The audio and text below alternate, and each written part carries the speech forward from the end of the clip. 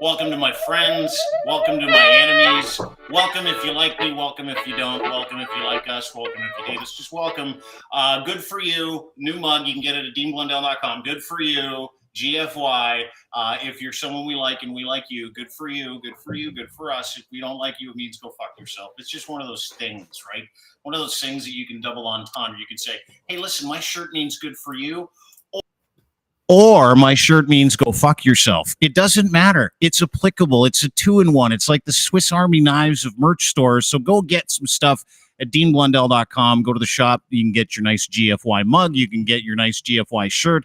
And you can support our next guest by buying the Fuck Pootler merch at deanblundell.com. Please welcome back from Irpin, Ukraine, number one in your program, number one in your hearts, Mr. Alex Dayrabekov, ladies and gentlemen. He's back, and he's ready to go. Look at you, sexy bastard, you. Look at you. Look at us. We're here. We're back. How are you, sir? You look good. You look like way happier than last time we had you on last week when you just got home. Yeah, it was the first days of adaptation. Now I feel like adjusted, at least somewhat. Yep. You were like out of sorts last week. You were kind of walking us through your stuff, and you were showing us like, oh, this is where the shrapnel came into my office. This is the window that was broken in my office. And then we did a couple of terrorist videos where you're like walking around looking at burnt embers and shrapnel from like different bombs that had exploded in Irpin. You were gone for 3 months to Cherkasy, came back, and last week was like, must have been fucking overwhelming, huh? Like it must have been when you get back. That was what we saw last week. Your shoulders a little lower this week, but what's the process been like over the past week to go from this to this? Like you look fucking chill today, dude. Well, actually, it took several days for us to clean up the apartment. Really, several days. It's just a small apartment, like one studio, but it took a lot of time to just clean it up and then figure out which supermarkets, grocery stores are working. Go see our friends. Go make photos of those damaged buildings. Just, get adjusted and used. That's a scary word, but get used to living in such around buildings, surrounded by buildings that are burned. That's yeah. My wife just came out from a walk with the baby, and the first days she was crying when she saw it. She saw that. Now she was just like, I saw another balcony that was burned. And I was trying to figure out how in the world, a missile or a mortar could actually hit that specific balcony. For us, we will laugh because what else can we do? But, there's buildings that are very close to each other, and there is a shelling that happened right between the buildings. How could that possibly be? So we are trying to understand the geometry of how it went. Yeah. Well, that was like when you were trying to explain to us last week how shrapnel got into your place and how it came through certain windows and, the physics of it, because you would think bombs that hit the ground, go this way, right? And then, to kind of, figure out exactly the trajectory of how things happen and where things happen, specifically when you're surveying that kind of damage is terrible to think, but it's like almost like a game within the cleanup and within the PTSD and the anxiety, right? Where you're like, I guess we got to get a protractor and figure out how these bombs went in these buildings because, you're in the process of processing it, which would be so weird. Like you put this video and I want to play this for everybody. I don't know if you saw this, Locke. If you don't follow Alex, he's been documenting everything at Dayrabekov, which is his last name. On Twitter. It's in actually the description of the podcast. You can go and check it out. If you don't follow him, the videos that you're doing now are some of the most impactful videos that I've ever seen. Specifically this one where you're going and touring this area, which I believe is in Bucha. This is where a lot of dignitaries came by and they took photos and took those photos and videos and sent them to the rest of the world. Just after Russians left that area in and around Kyiv when they were pushed back by Ukrainian forces, which is still this just unbelievable story, a miracle. But this is a video of you. Let's play it real quick, surveying some of the damage, and then I want to talk to you about it because it's haunting, right? So, watch us. Here am I. close to this place where in the first week of the war, the Russian world came with missiles, with tanks, with armored vehicles, and that's what they made out of it. This was a hairdresser's, it's called Positive, look at that now. Wow. This is the place where all world leaders are coming to see what happened to Irpin and what can happen to other European cities in case we do not stop that aggression. This was a really nice building. When you would come to Irpin, you would see it among the pine trees, and you would like to live here. That's what I thought. Now it looks like this.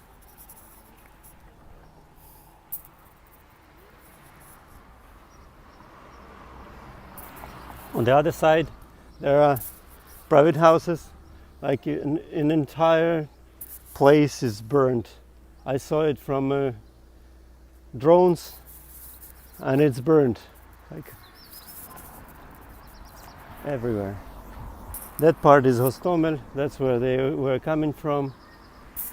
But our army, our territorial defense stopped them, so they started just shelling this way. Yeah. So that is like those visuals are very familiar with a lot of people, but it's that street has been like a focal point of coverage for the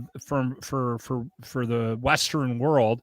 I recognize it immediately, right? They walked up and down that street talking to mayors and different members of the political system in Ukraine.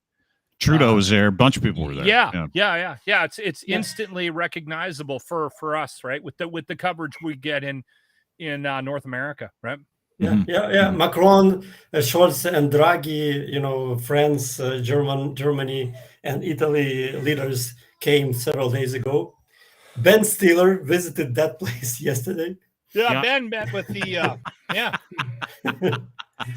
Night at the Museum, Ben Stiller, the Ben Stiller, and it was funny because doing a film, like he's doing some work with Ukraine.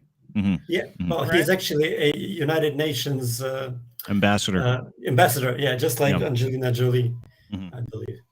Yeah, did your friend get a picture with that guy too, or did he just get a picture with Angelina Jolie? I didn't see that guy with him. Yeah, of course. I was so pissed. I was so pissed off that neither Macron, nor Scholz, nor even Ben Stiller came to visit me. Yeah, I was like, "What the heck? What about me? What about Alex? Don't you know who I am? I'm Alex Dayrabekov. I've been on Dean's show for 3.5 straight months." Oh yeah. I'm shocked too. I would show them shrapnel. You'd make them a tea. You'd take them for a pint while your wife packed. We know how it works over there, bud. But like, take us through it, because those areas are just a few areas, right? Bucha and Irpin, and you can see how in the video the cleanup has started, even though you're leaving like huge buildings they're just left the way they were after the Russian split, right? Is there any chance that these things get fixed? Is there any, or is this like, hey, we're just kind of waiting for things to cool down, or is these going to be monuments? Like, what are the plan, and what are the plans with buildings and some of the damage that's been done over the past 3 months in and around where you live?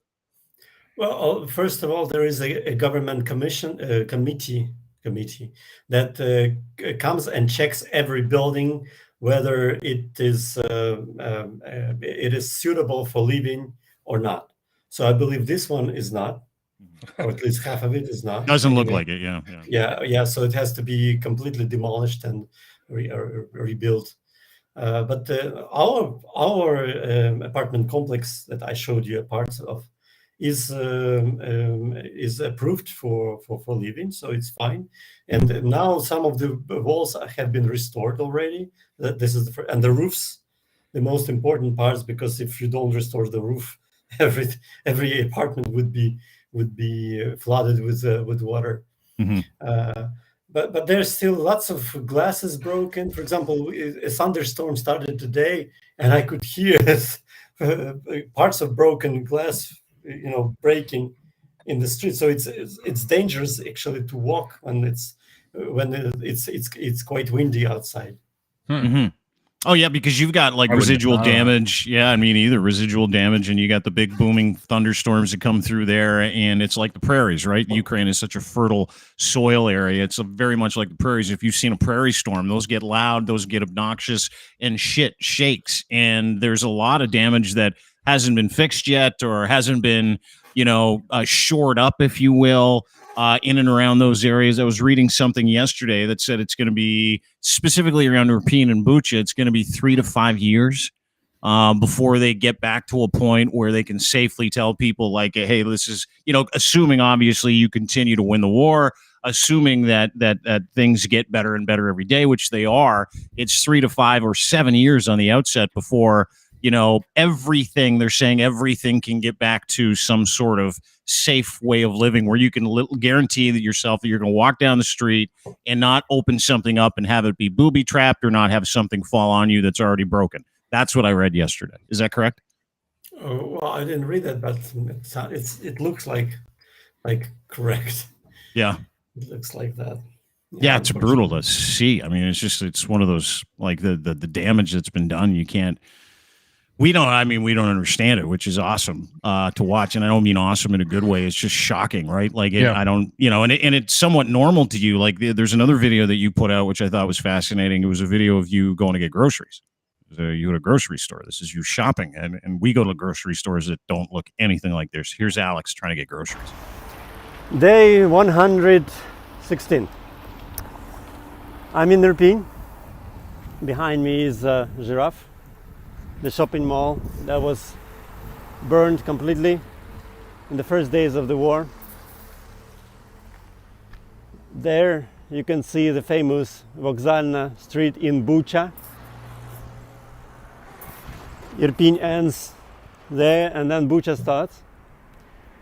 That street was the one where Ukrainians burned a convoy of Russian equipment in the first days of the war. It was going that way to Kiev, and the Ukrainians stopped them to go to Kiev. Behind me you can see the debris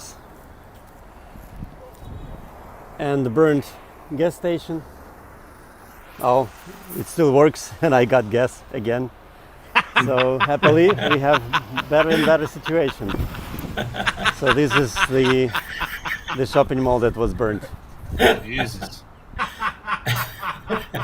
I love it. I love how important gas is to you, because you haven't had it for 3 months and you're like, hey, I know all this looks terrible and it's burned, but fuck, we got gas and I just got some myself. Yeah. Just imagine though. Just start taking away that kind of stuff from people here in Canada. Right? I mean, we're such wimps. Mm-hmm. It's you have no idea how lucky we have it. Every time I talk to you, I'm just more annoyed with us things that are happening here. Yeah, we are, dude. We're the softest people on the planet. Like, we're so bad. Yeah, you don't see any Canadians. You would never see a Canadian who's going through war survey the situation and go, "I'm very grateful that they're pumping gas across the street, though." Right? Like, you just don't. My government provided a life-saving vaccine for me, which I didn't want to take. Now they won't let me travel. I'm going to go to Ottawa and protest. Yeah. That's who we have here. Yeah. That's what we got going on. Unbelievable how massive wimps we are. Yeah, we can see it all the time. So what's it been like to kind of walk around and see friends? Have you gotten a chance to catch up with some people that you haven't seen in a while? Yeah, actually, we got to see the friends. If you remember, I told you that I left my car with my friends at Irpin. Mm-hmm. I thought it would be safe. It turned out that the Russians came exactly to their place, and they actually stayed at their house Jesus. And they wanted to take away my car, but they could only break the window, and they didn't figure out how to get out the battery from my car, so just left it. That is such a luck. Every other car around was either stolen or broken, or they wrote a letter V on it, this V letter. But my car was just the window broken. What's the V stand for? Victory, I think. Nobody knows. They have several letters that they use: V, then Z, and O, and maybe others. There's some signs of some troops, I believe. Yeah, it denotes what troop faction you belong to. Yeah, my understanding, and the V traditionally has been victory, but the Z that you see on tanks, there's V's on tanks, there's O's or zeros on tanks and other equipment and stuff. Might be these are the guys. Group that took that area over. Yeah, maybe. Right? Maybe. Yeah. Is it like is it starting? Are you starting to feel like you're getting back to normal? And what was Father's Day like for you? This had to have been a pretty fantastic Father's Day. 2 days. You've got this beautiful little boy, Artur, who just had a bath. I heard him cooing like about 10 minutes ago before we got on. Just went to sleep. Oh, did he? Good. Now you guys can rock. Now you can have a couple of cocktails. Mommy, daddy time. That's the best. But what was Father's Day like for you? Was it a little bit different this year? Well, first of all, this holiday is not as much celebrated as it is in your part of the world. Oh, it's not. So it's just not really celebrated here either. Okay. Mother's Day is a big deal. Yeah, we call Father's Day here Mother's Day times 2, because what happens is that your wife or your significant other throws the kids at the dad and says, "I'll see you in 12 hours." It's not a ton of fun. Yeah. So the moms go for Manny's petties and brunches. Yeah, and leave the shithead kids with the dad. That's right. Like you entertain them. Yeah. Go for a bike ride all day. Yeah. And then they take off. Yeah. That's what happens here. I never really here. thought of that until you brought that up till you were bitching about it the other day, Dean. Yeah, that's right. That's why I wanted to ask Alex if Father's Day is a thing over in Ukraine. It sounds like I'm moving to Ukraine. It sounds like my kind of Father's Day. Well, we actually, on that day, we went, this video from those places in Irpin of that day, we went to see our townhouse that is still in the construction phase close to Hostomel Airport. Oh, that's right. You're trying to build before this whole thing. Yeah, we started a year ago, and we were supposed to start the replenishments, the repairs now. That's the war. But, I'm happy that it is not touched in any way. This is a cottage town with around 100 townhouses and duplexes. Half of them are destroyed. Mm-hmm. Mine is safe and sound. Lucky. Yeah. So I'm lucky with the apartment, with the car, with the townhouse. So, and then we went to a shopping mall, not that one that is burned, of course. We went to a shopping mall, and they got a new T-shirt, $5. Are you serious? You went clothes shopping in your hometown? Well, we actually went to Kyiv. By the way, what is interesting is that there's only one checkpoint at entrance to Kyiv where you are. The men are actually checked for documents. Mm-hmm. So they really look at your documents and all. This is the only place where the documents are checked.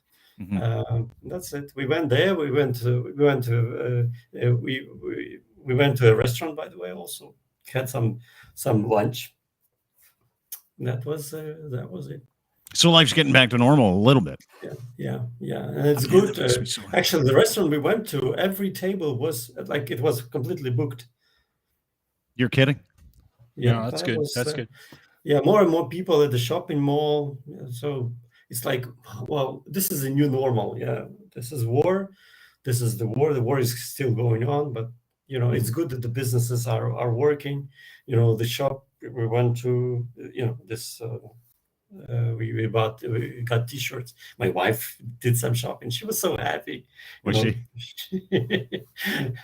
Well, it speaks to like just the everyday stuff that you kind of take for granted, and you lose it for 3 months, and then you get a chance to go and just be normal, like go shopping, get some clothes, get some groceries, go for lunch. Like, it has to make you more grateful, right? Just doing the everyday stuff. Yeah, that was the first time in the 4 months. The first time in 4 months you went shopping. Yeah. Is your bomb warning on your phone like air horn? Does does it still go off? We just turned it off. The good thing about Irpin is that there are no those loudspeakers, just like in Cherkasy. In Cherkasy, it was just across our building, and at night it would just make this crazy sound, wake us up. But we just forget about it. We don't care really. I'm so tired of it. We don't run. We don't go. We don't hide anywhere. No, dude, you sent it to me. It's an app. It's like an alarm horn app. So every time a bomb, like a horn goes off in Ukraine or an air alarm goes off in Ukraine, if you install this app, it goes off where you are. And I was sitting there one night. It was the night that you sent it to me, and I'm like, I'm going to put this on, see what happens. And it was like every 15 seconds, and you're going, Jesus Christ, what is that coming from? I had to turn it off after 10 minutes. These people lived under that for like 3 fucking months, and there are people in that country still living on it. And the war still rages in the east, right? Severodonetsk, I believe, is under heavy attack still. The whole Donetsk region is under attack. But even reading good news this morning that they're holding on to certain areas and in some cases even able to push Russian troops back. Is that what I'm understanding? Is that, not only is the war continuing, but the war is continuing to favor Ukrainian troops in a lot of situations. Yeah, there's heavy fighting going on in the east, specifically in the Luhansk and Donetsk oblasts. Severodonetsk being the hottest spot still for a month. Although they are at a standstill there, though, I heard.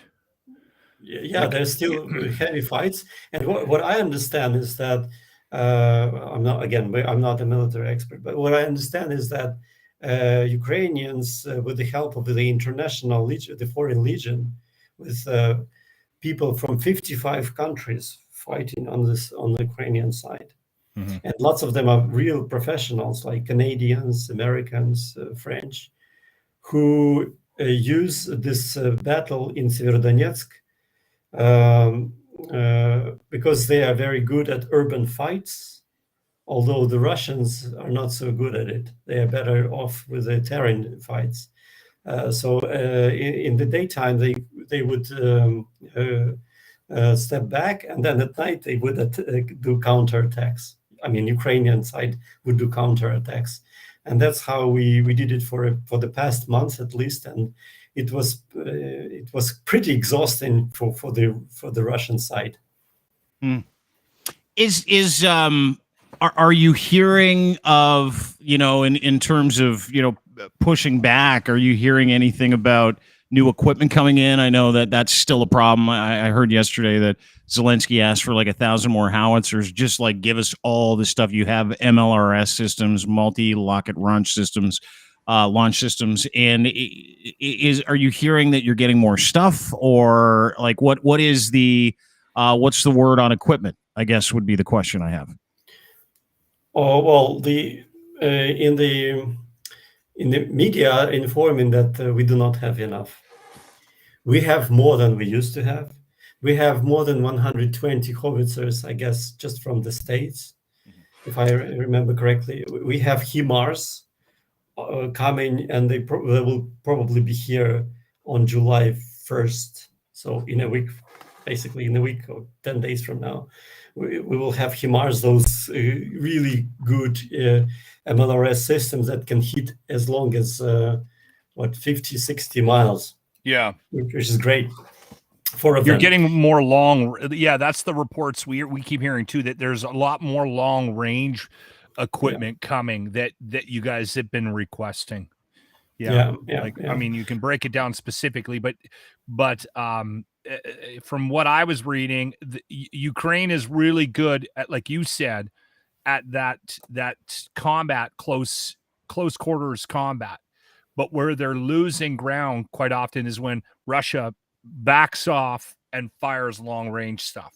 So they need to be able to counter is what Ukraine is. That's what they're asking for, because they're able to maintain these lines in the sand with respect to battling back and forth. But then they're like, but now we're being bombed from long range. So if they can fight back with their own long range stuff, this war could turn. And Zelensky keeps saying, and I love him for it, he's like, we're not giving up anything.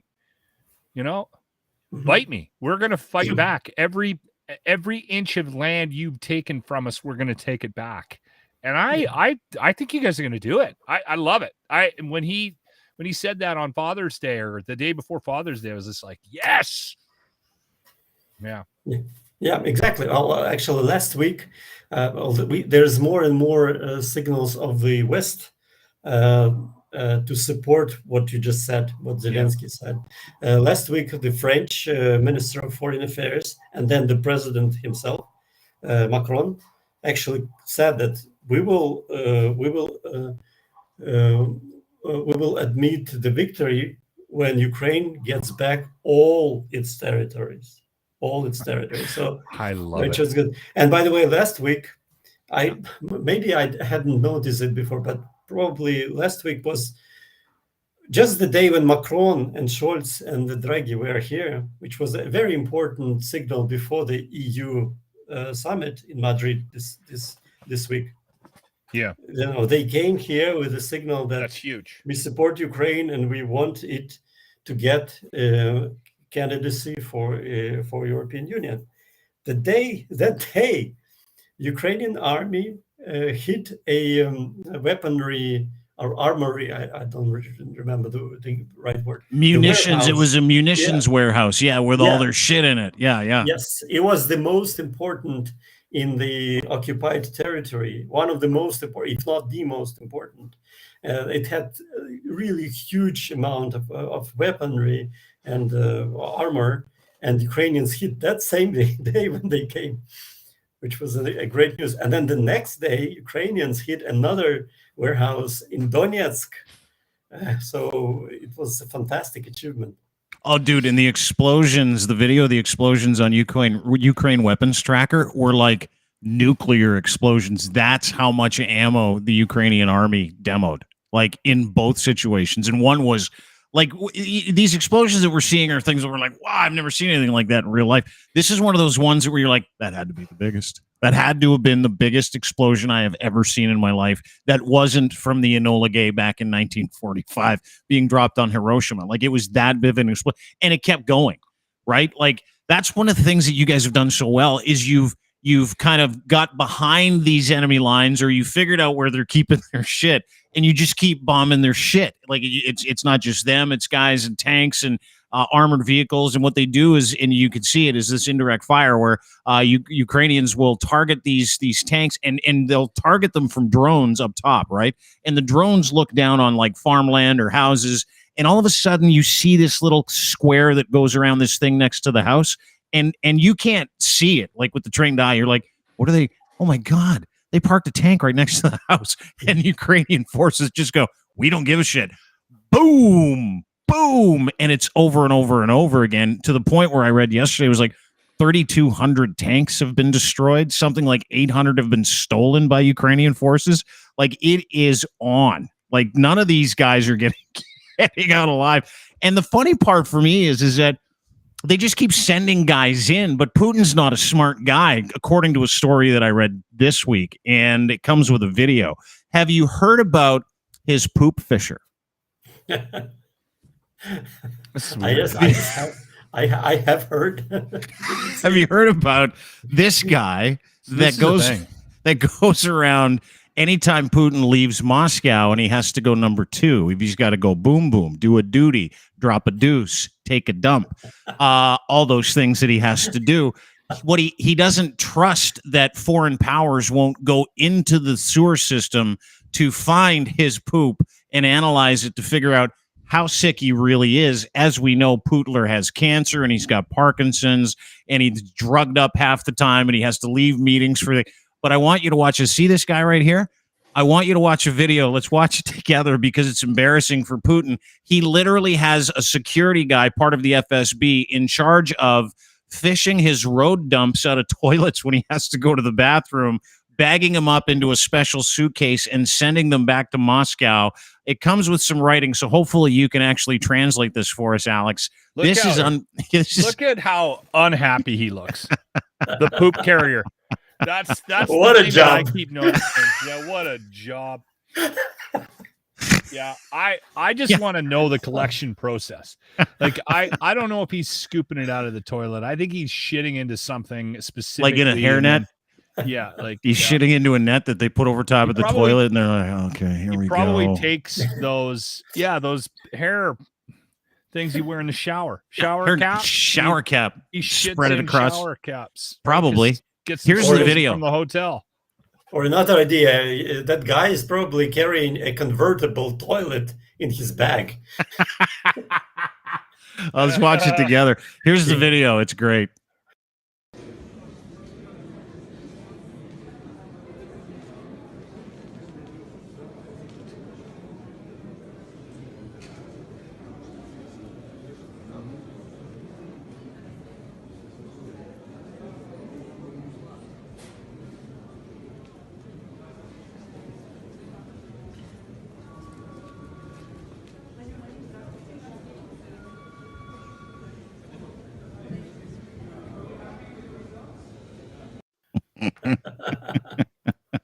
Okay, what's on the video? What's the video saying? Explain that to us.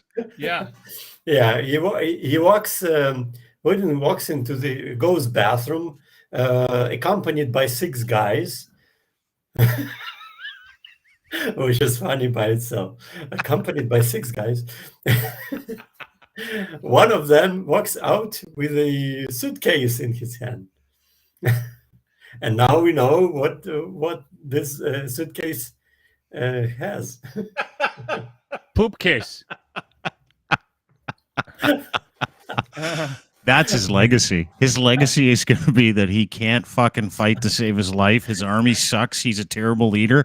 And he has to shit in a special suitcase. I think he shits right into like a kitchen catcher. Like the guy just stands there, he just crouches down. He's like, all right. Like this? You think he's one of those guys? He's like, I trained whole life to be secret agent. Now I'm sitting underneath Putin with Ziploc bag, waiting for Putin dump. I got my masters in poop carrying. I am #1 poop catcher in all of Russia. It's insane. It really is. It's insane. It's like, just think about it. Your job is to collect someone's shit. Yeah. That's why you get up every day. He probably has other jobs. I don't even want to know what the other jobs are, but he's a shit catcher. That's his gig. That's what he gets hired to do. Yeah. Catch here he comes. Shit. Look at him. Here he comes. Look at how embarrassed. Look at how embarrassed he is. He's coming out. He's like, I wonder if everybody knows what's in suitcase. Yeah. Now, I hope not. Did anyone think they had a shitty job? Nice. You know what? Honestly, like, go back to the beginning of that video. Like, he's so fucking embarrassed to be himself. He's like, 12 years spy school. Now I'm just a big toilet. Look at this guy. Look at this guy. Unfortunately, and I don't think I'm being rude here, he looks like the guy that I would sign that job to, though. Yeah. He looks like a total dork. Out of all of those guys, if you put a lineup in front of me and said, who's the guy that's catching Putin shit, unfortunately I'm picking that guy. I think all of us would. I don't know why. I can't really put my thumb on it. Pick user with glasses. He looks like loser. Let him carry poop. Yeah. The funny part is that Putin's washing his hands coming out of here going, hey, wasn't that a great dump? Yeah, that was a lot of fun. I can't believe like a dick. I can't believe we found a guy to fish my shit out of the toilet. That's what he's saying. More absolutely just insanity. Complete insanity and absolute it's just The best. complete. It's It's just the best. so degrading to anybody else on the planet. Like the guy. Are you telling me seriously? If you were that powerful, you tell me for a second you wouldn't have just a 100%. guy to pick your dumps up the toilet? No, I wouldn't. I honestly wouldn't. And that's, I think, the problem with the world we live in, that there's guys like that. Like there's a guy that actually has decided that that's something that needs to happen. And the thing is the crazy part about it is that the guy needs to go. And he's doing that to somebody.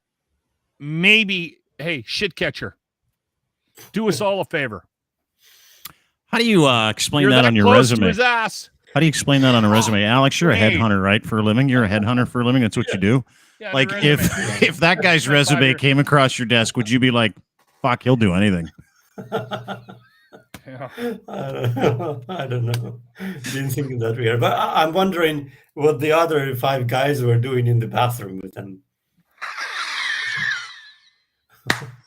Did they just eyewitness? No, the second guy was the wiper. There's a wiper in that. Oh yeah, you can see it. The guy behind him is the wiper, right? Like if you watch the video, the suitcase catcher, the suitcase poop catcher, you can see it. So out comes, this is the guy that keeps an eye on things, makes sure the dump gets in the suitcase. Here comes the poop catcher, FSB shit. And then here comes Putin or one of Putin's guys. There's the wiper. He's like, I'll just walk out. You're right. That is the wiper. He's a wiper. That's the wiper. And then that Putin's the next guy behind him. He's the guy that does the check to make sure he doesn't put any skids in his underpants. He's like, did you get it all? And the guy's like, yeah, we got it all. No, that guy's the shaker. He's the one that just shakes his dick. Oh, is he? Just to make sure he gets all the pee out. Yeah. Yeah, that's right. He probably has him shake it for like 20 minutes, by the way. Yeah. Anyway. Make sure you get it all out. Yeah. Alex, I hope you enjoyed that video. Yeah, I read about it, but I haven't seen the video yet. But, hey, do you want me to send it to you? You want me? I'll send it to you so you can send it to your friends. No, you don't want that one. We've now played. You don't want to put that on Telegram or Facebook. You don't want to. Yeah. We played it all week last week. It was so fun. Okay. Well, Alex, listen, we appreciate you. I love catching up with you. I'm very grateful to talk to you. I'm wearing my Fuck Pootler shirt for you today, which if you go to the Dean Blundell shop, Dean Blundell store, we're collecting money for Alex so he can continue to help people whose husbands are off at war, people that can't afford food. We sent him a few grand about a month ago. We're hoping to send him some more money this month and next month and throughout the summer. So we've got a ton of Fuck Pootler merch. We've got a flag. We've got a couple of stickers. I think there's a mouse pad on there too. You can get a shirt in a million different colors. You can get a ton of stuff. If you go to deanblundell.com, the shop at the top, you can also donate to Alex, and you don't need to buy a shirt. But if you wanted to buy one of these really snazzy shirts, by the way, excellent quality. I couldn't believe it. They're good shirts, aren't they? Yeah. So we'd like to raise some money and send some more money to Alex before the end of the summer or end of the month. So if you kindly donate, go to the shop. We'd greatly appreciate it. Alex, it is so good to see you as always. Thank you, guys. Thank you. Thank you, Alex, guys, for having me. Good to see you, brother. Right, keep the videos coming. Yeah, sure. Keep those coming. When you miss days, I get notes from people. Yeah, me too. Oh. Yeah, yesterday I got one. It's like Alex didn't post a video today. Have you heard? It's because he was out. He's out enjoying his life. Yeah, leave him alone. So we'll try to leave you alone for the rest of the week, but we look forward to catching up again, brother. Great to see you. Great to see you guys. Okay, buddy. We'll talk to you soon. Bye-bye. Alex Dayrabekov, ladies and gentlemen. He is in Irpin, and that is in Ukraine, and he is my friend, and he is a warrior, and he is a happy, happy gentleman. And he gives me fucking so much hope, that guy.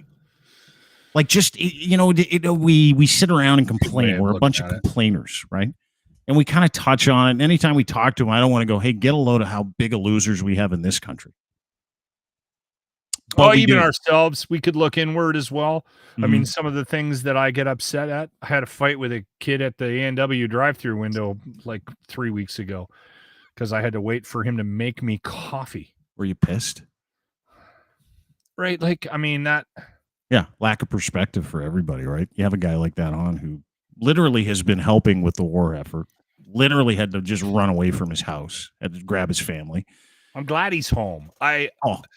So good to see him. It's bizarre that street, he's not that far away from that street. I didn't know that Bucha and Irpin were so close, that they were like sister cities or whatever, because I think it's the boxer that's the mayor of Bucha, right? Kiev. Yeah, Vitaly Klitschko. Vladimir Klitschko, Vitaly Klitschko, I think, yeah. I think he's done videos on that street as well. Mm-hmm. Yeah. Everybody has. Yeah, that building that Alex showed us was and is like a monument to the war and how close Russia got to taking Kiev, right? Because Bucha, Irpin are 10, 15 minutes outside of Kiev, kind of like the GTA. If Toronto was Kiev, you've got, Scarborough, Markham, Unionville, Mississauga. You've got all of those places like Hostomel, which is where the airport is, and Irpin and Bucha. It was scary. Like these guys lost everything for 3-4 months until the Ukrainian people just stood up and said, fuck you. Which is really why Alex is here. That's why he's home, right? Mm-hmm. He went home because a few thousand Ukrainians sacrificed their life for the greater good. And so he's home, right? And that's what's kept those people alive. So just fucking great to see him at home. It is great to see him at home. It's interesting. Couple of things that I was thinking about, but I don't like to interrupt Alex. I like to get his sort of take on it. But there were some documents in the last week released that Russia's plans to invade Ukraine were about 12 hours. They thought that they could take the entire country in 12 hours. So we're day 161 today. Mm-hmm. Their math was a little off there. And if you get a chance, Dean tried to transfer the Instagram file over to this system so that we could play it, and it didn't work. But I was hoping that he would show President Zelensky of Ukraine's post that he put out on Father's Day that went viral. It's you have pretty to go powerful see it. Stuff. It's on Instagram. It's quite powerful. It's wrenching. It's hard to watch. It's hard to watch. That stuff is hard to watch, specifically if you're a parent, right? Because, on Father's Day, dads around the world are celebrated. Well, men in that country are forced to stay behind, and 5 million people have left that country. So if you half that 2.5 million people and each person has a dad, you're talking about a million dads that, are fighting, that are away from their kids. And Zelensky's Instagram message, and you're right, I apologize. He's put up several pictures of, women and children leaving their parents, leaving their dad at the start of this, right? And some of the lack of dads with their kids as the war continued. I think it's 6 or 7 different pictures that he put in his Instagram post.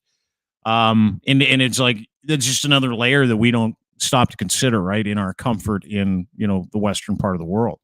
We just go, oh, well, fuck, I want to be left alone on Father's Day. I bet you those guys didn't. And I bet you a lot of those dads are like, my God, I would just love to be with my kids all day long in the park instead of sitting in this foxhole. It wasn't lost on me. On the front lines, they're fighting a war for the chance to spend another Father's Day with their kids. Mm-hmm. Right? To have many more Father's Days. Yeah. Speaking of Father's Days, I had a conversation with someone yesterday, and they called me and they're like, how you doing? And I'm like, I'm actually doing really fucking unbelievable. And the reason why I said it, and I don't mean to be a downer, we try to give people a place to go to get away from the weirdness, right? Yeah. Is about in 2015, there was this terrible car accident here that involved the son of a very wealthy developer named Marco Muzzo. Dad's name was Alex Muzzo. Very well-to-do family, high society, very well-known. Very entitled family. Marco Muzzo was on his way back from his bachelor party in Vegas. This is in 2015. He gets in his car off of a private jet here in Toronto, and then he bolts back to where his family lives, or where he lives in Vaughan, on his way home. He killed an entire family. Like, he killed 3 children that were in a van, the Neville Lake kids 9, 5, and 2 at the time. This is in 2015. In that van with them was the kid's grandfather, Mr. Neville, and I believe the grandmother, and I believe the grandmother survived. However, these beautiful little children died. The grandfather died, ruined the parents who weren't with the kids at the time. They were with grandma and grandpa, the Neville Lake family, Edward and Jen, Edward Lake and Jen Neville Lake. And yesterday, Global put out a story about Edward Lake. Edward Lake took his own life the day after Father's Day. So now Jen Neville Lake, who's the mother of these 3 beautiful children who she lost in this car accident to a drunk driver, Marco Muzzo, is alone because for the past 7 years, her husband, Edward, was just spinning in his depression. And if you know anything about this family, here's the article. Karen Lieberman from Global put out the story. It's a great story. It was a real quick read. This is Mr. Lake, and this is his wife, Jen Neville Lake, talking at court the day that Marco Muzzo was sentenced to 10 years in prison. Marco, just so you know, did 5.5 years in jail. He is out, and he drives race cars for Ferrari down in the United States. So he's got a great life. Meanwhile, Miss Neville Lake has lost everyone she loves. She lost her dad in this accident. She lost her 3 beautiful children in this accident. And yesterday, she announced that her husband had taken his own life on Twitter the day after Father's Day. Here's the tweet that she put out, Father's Day 2022. This shouldn't be real. It can't be. Picture of a headstone of her children and some memorial things that they laid there after for Father's Day, I believe. And he was found dead. I don't know the circumstances behind his death, but it was a suicide. So I know a little bit about the family, and I know a little bit about Mr. Lake. And Edward Lake is his name. If you see, you can see him here with his lovely wife. This is at one of the sentencing hearings, or maybe it wasn't the sentencing hearing. It might have been his bail hearing. And this is Marco Muzzo going into jail. I can't speak to whether or not he's learned anything, and it doesn't even fucking matter. What matters is that these 3 beautiful children were killed by Marco Muzzo 7 years ago. And the damage and the PTSD and the anxiety and the stress of that death on these people, Mr. and Mrs. Neville Lake, or Mr. Lake and Miss Neville Lake, killed Mr. Lake. He killed himself because he couldn't deal with the depression. He couldn't deal with the memories and the thoughts of his kids' last moments. And I've heard statements from him. You know, I've heard him talk about how terrible life has been since the loss of his kids, to a drunk driver, to something very selfish and entitled. A guy who came back from Vegas, a guy who never had to make an unselfish decision in his life. Too. Yeah. I mean, not that makes any difference, but the guy gets off a private plane from a bachelor party and gets in his car. But I thought about it yesterday. Because it was like one of those things that you read and you're like, my God, I don't even know how to qualify the sadness here. Like, it made me very sad. And it doesn't matter. I mean, I'm not the person here that has to be sad or not sad. It just affected me. Like one of those things where you read it and you go, my God, I can't fucking read that. And I don't want to talk about it because I don't want to talk about it. Like, it's so negative, nothing here. But like the sadness of losing everyone you love in 7 years to pure, unadulterated selfishness and entitlement is only amplified by the fucking miracle of life, right? Mm-hmm. And I said this last week. We got a 1 in 400 quadrillion chance of being born into this beautiful world. Like 1 in 400 quadrillion. Somehow that beautiful family found each other against those odds. And one man, Marco Muzzo, stole that from that family. He stole those children. He stole the grandparents. He stole that father that killed himself. Stole it. And you know what he's doing? He's out of jail. He's down in the States, and he's racing Ferraris. Do you want to talk unfair for a second? Like how clinically unfair that is? How clinically unfair life can be? And do you want to relate that back to your sadness? How terrible your problems are, how tough you have it. And I know it's hard for people. Like no one wants to look at sadness, but my God, if you don't internalize this to some extent, and if this doesn't just shake you, how unfair this is, you're not human. You're not human. You're not a functioning member of society. And I hate talking about sad stuff. I hate talking about death. But the truth is this: we don't get to choose when it happens. We don't get to choose how it happens. We just get to live with what's left after it happens, right? Everybody who's here gets to live with the sadness, like the crushing, unfair sadness, how colossally unfair this is on a real fucking human level. And only mom's left. Yeah, brutal. Hug your kids, everybody. Look at them. Look at these little beauties.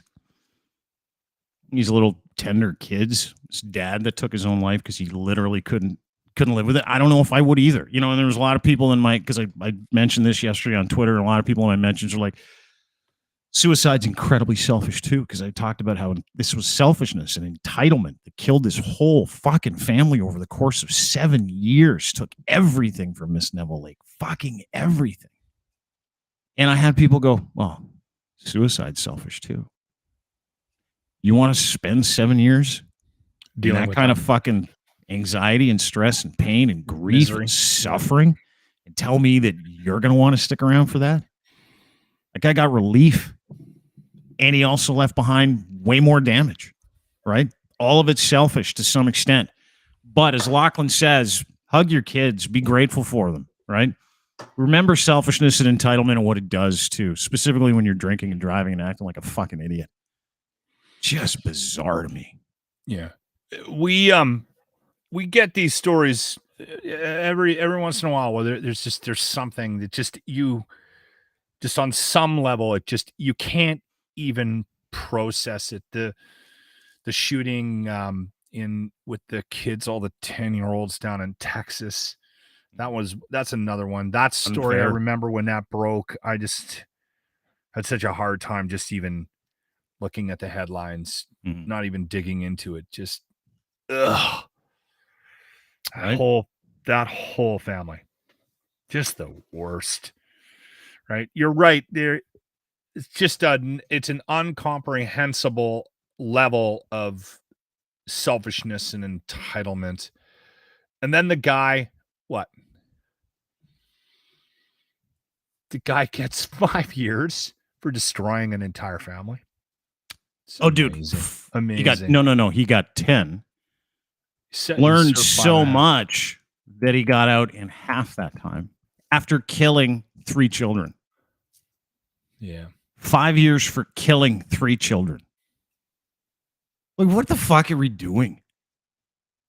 Like, this woman has to live with, and now her husband's dead. And this woman has to live forever without her family. And this guy gets to go race Ferraris. I don't know what the answer is. Like, I don't get it.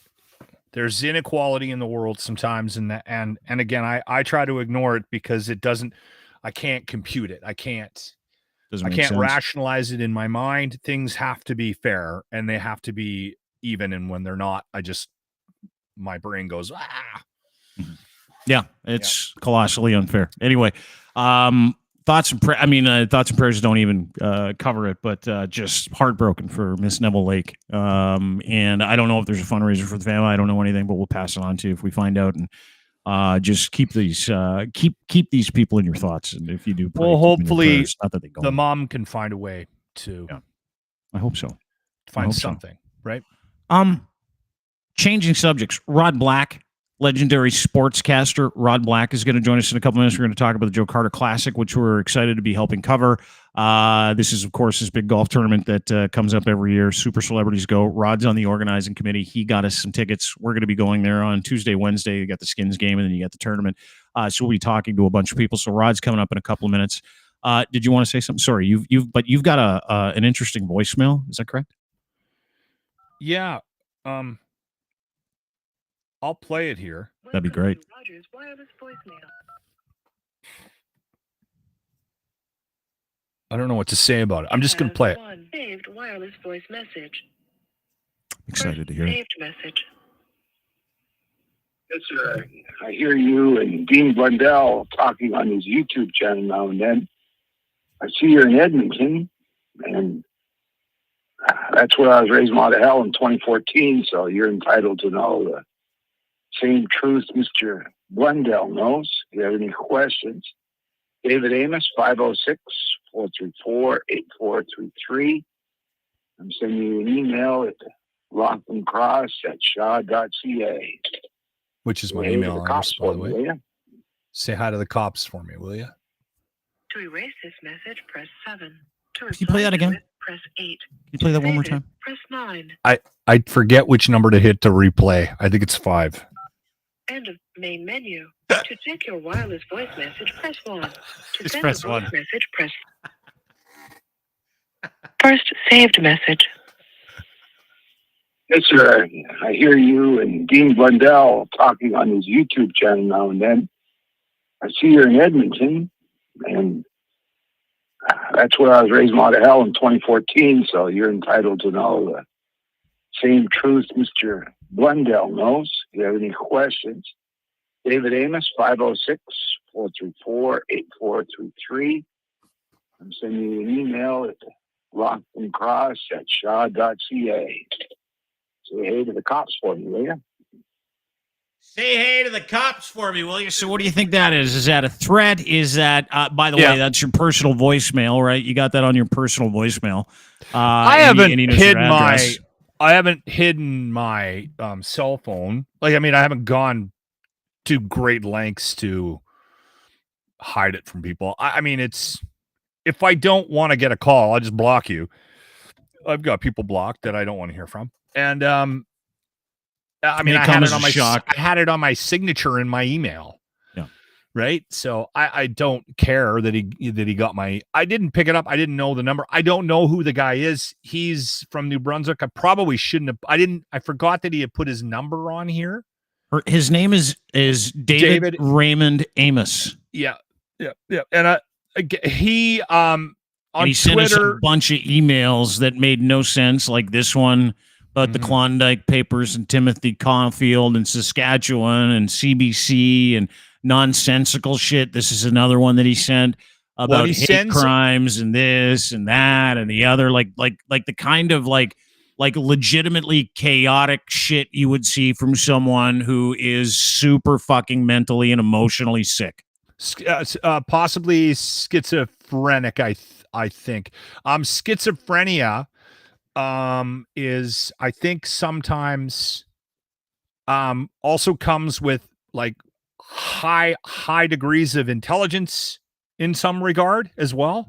Mm-hmm. And because I don't think he's dumb. I'm not worried about it, but I have seen emails from him before, and the reason why I remembered it is because he told me he was sending me an email. So I went and I checked it, went in my junk, and I've never really looked into the guy. I mean, like I said, I have no idea who he is.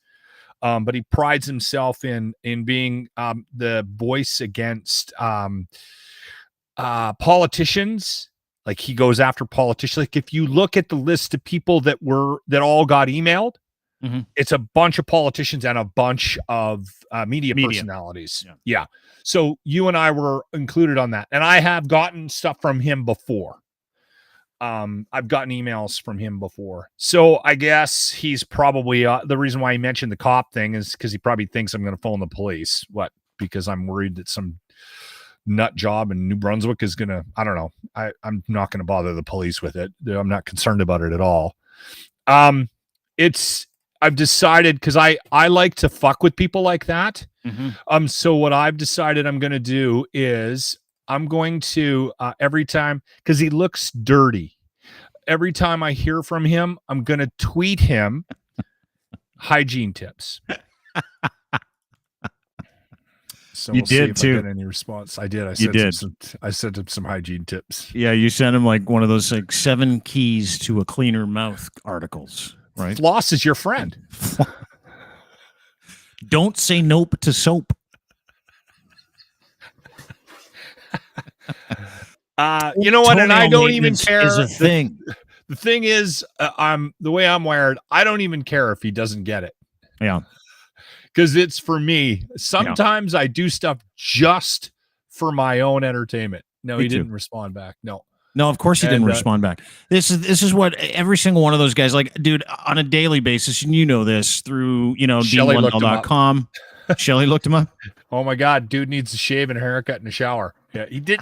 That's exactly what I thought when I saw his picture too, Shelley. I went to his Twitter and I'm like, this guy needs hygiene tips. I'm going to see that guy for him.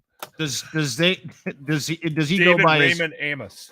Yeah. Okay, I'm gonna fucking look this guy up, David Raymond Amos. I tried to look him up before under David. I wonder Amos if just a question, and this is just for you. Should we cut that out of when we repost this? Should we cut his phone number out of there? I don't know. I don't care. Okay, all right. I forgot that he had left his phone number in the message, or I would have done something. I would have edited that out. But when we played it, probably shouldn't be giving somebody his phone number out over our podcast. Oops. Watching you just try to access your voicemail was hard enough. I didn't expect you to know how to not put his phone number in the actual show. Well, and if you're going to phone and threaten me, don't leave your phone number on my message because I'm going to play your message on the podcast. Well, and I think that's the lesson thing, for right? everybody. Sure, everybody got better today, right? We're all learning. We're all growing. Yeah, together. That's what I say to everybody whenever they make a mistake. Like I was talking to a guy this morning, and he's been going off online, and he's like, "Can you help me with some stuff?" And I'm like, "Sure." I said, "But you got to stop doing these 4 or 5 things, otherwise you're going to lose everything." And he's like, "Okay, I'm really sorry. I'm really embarrassed." And I'm like, "Dude, don't worry. We're just trainees in life." And then I started thinking about it. I'm like, "Dude, you can get away with everything if you just use that all the time." Making mistakes. Like if you dox someone, say, "I didn't know I'm a trainee in life. It was just a mistake that I made. Now I'm better for it." Meanwhile, knowing full well you probably shouldn't be putting a guy's voicemail with his phone number on a live podcast that goes out to, 50,000 subscribers. Hey, Rook, can you cut that out? This has been a common occurrence for this week. Hey, Rook, can you cut it out? Cut that out. It said about the 1 hour mark. Yeah, if you wouldn't mind saving Lochlin again from a live podcast, by the way. Yesterday's was funny, too, because, dude, we all make mistakes with certain language that we use over time. It's okay. It doesn't matter. Dude, I don't care. A lot of people, no one said a word about it. We were talking about that yesterday, you and I, when I phoned, and I said, dude, I'm sorry about that. I shouldn't be doing that. Why do I do that? Because I live in a world, professionally where I have, I've learned to control what I'm saying. And I think you're right. This is different. This is a different environment. This sometimes I forget we're in the middle of a podcast. Yeah. Like sometimes I'm like, I'll flip to the view where I see the comments and go, oh shit, there's people watching. You know what I mean? Like I think that's an indication of how involved we get in this, Mm-hmm. like sometimes it just feels like you and I are just chatting and we are. And I got a beer. A couple beers. And I know you had like some Irish coffee in your coffee yesterday. I know your coffee was very Irish. And Hey, I got a new coffee maker. I got that Nespresso. I got it for Father's Day. Yeah. You want to talk about the Irish hiding, how it tastes very good in that. Yeah, so you had Irish whiskey. You said the R word. It was a mistake immediately after. You're like, I got to get rid of that R word. I can't do it. But we all make mistakes. Dude, I think this guy's making a mistake having anything to do with us, and here he is. Please welcome Rod Black. He knows. He's aware. Hi, Guy. How you doing, Guy? You all right? Hey, Guy. What's up? Good to see you, Blackie. What's up, Guy? What's up? You look like you're in Vancouver. Yeah, I am.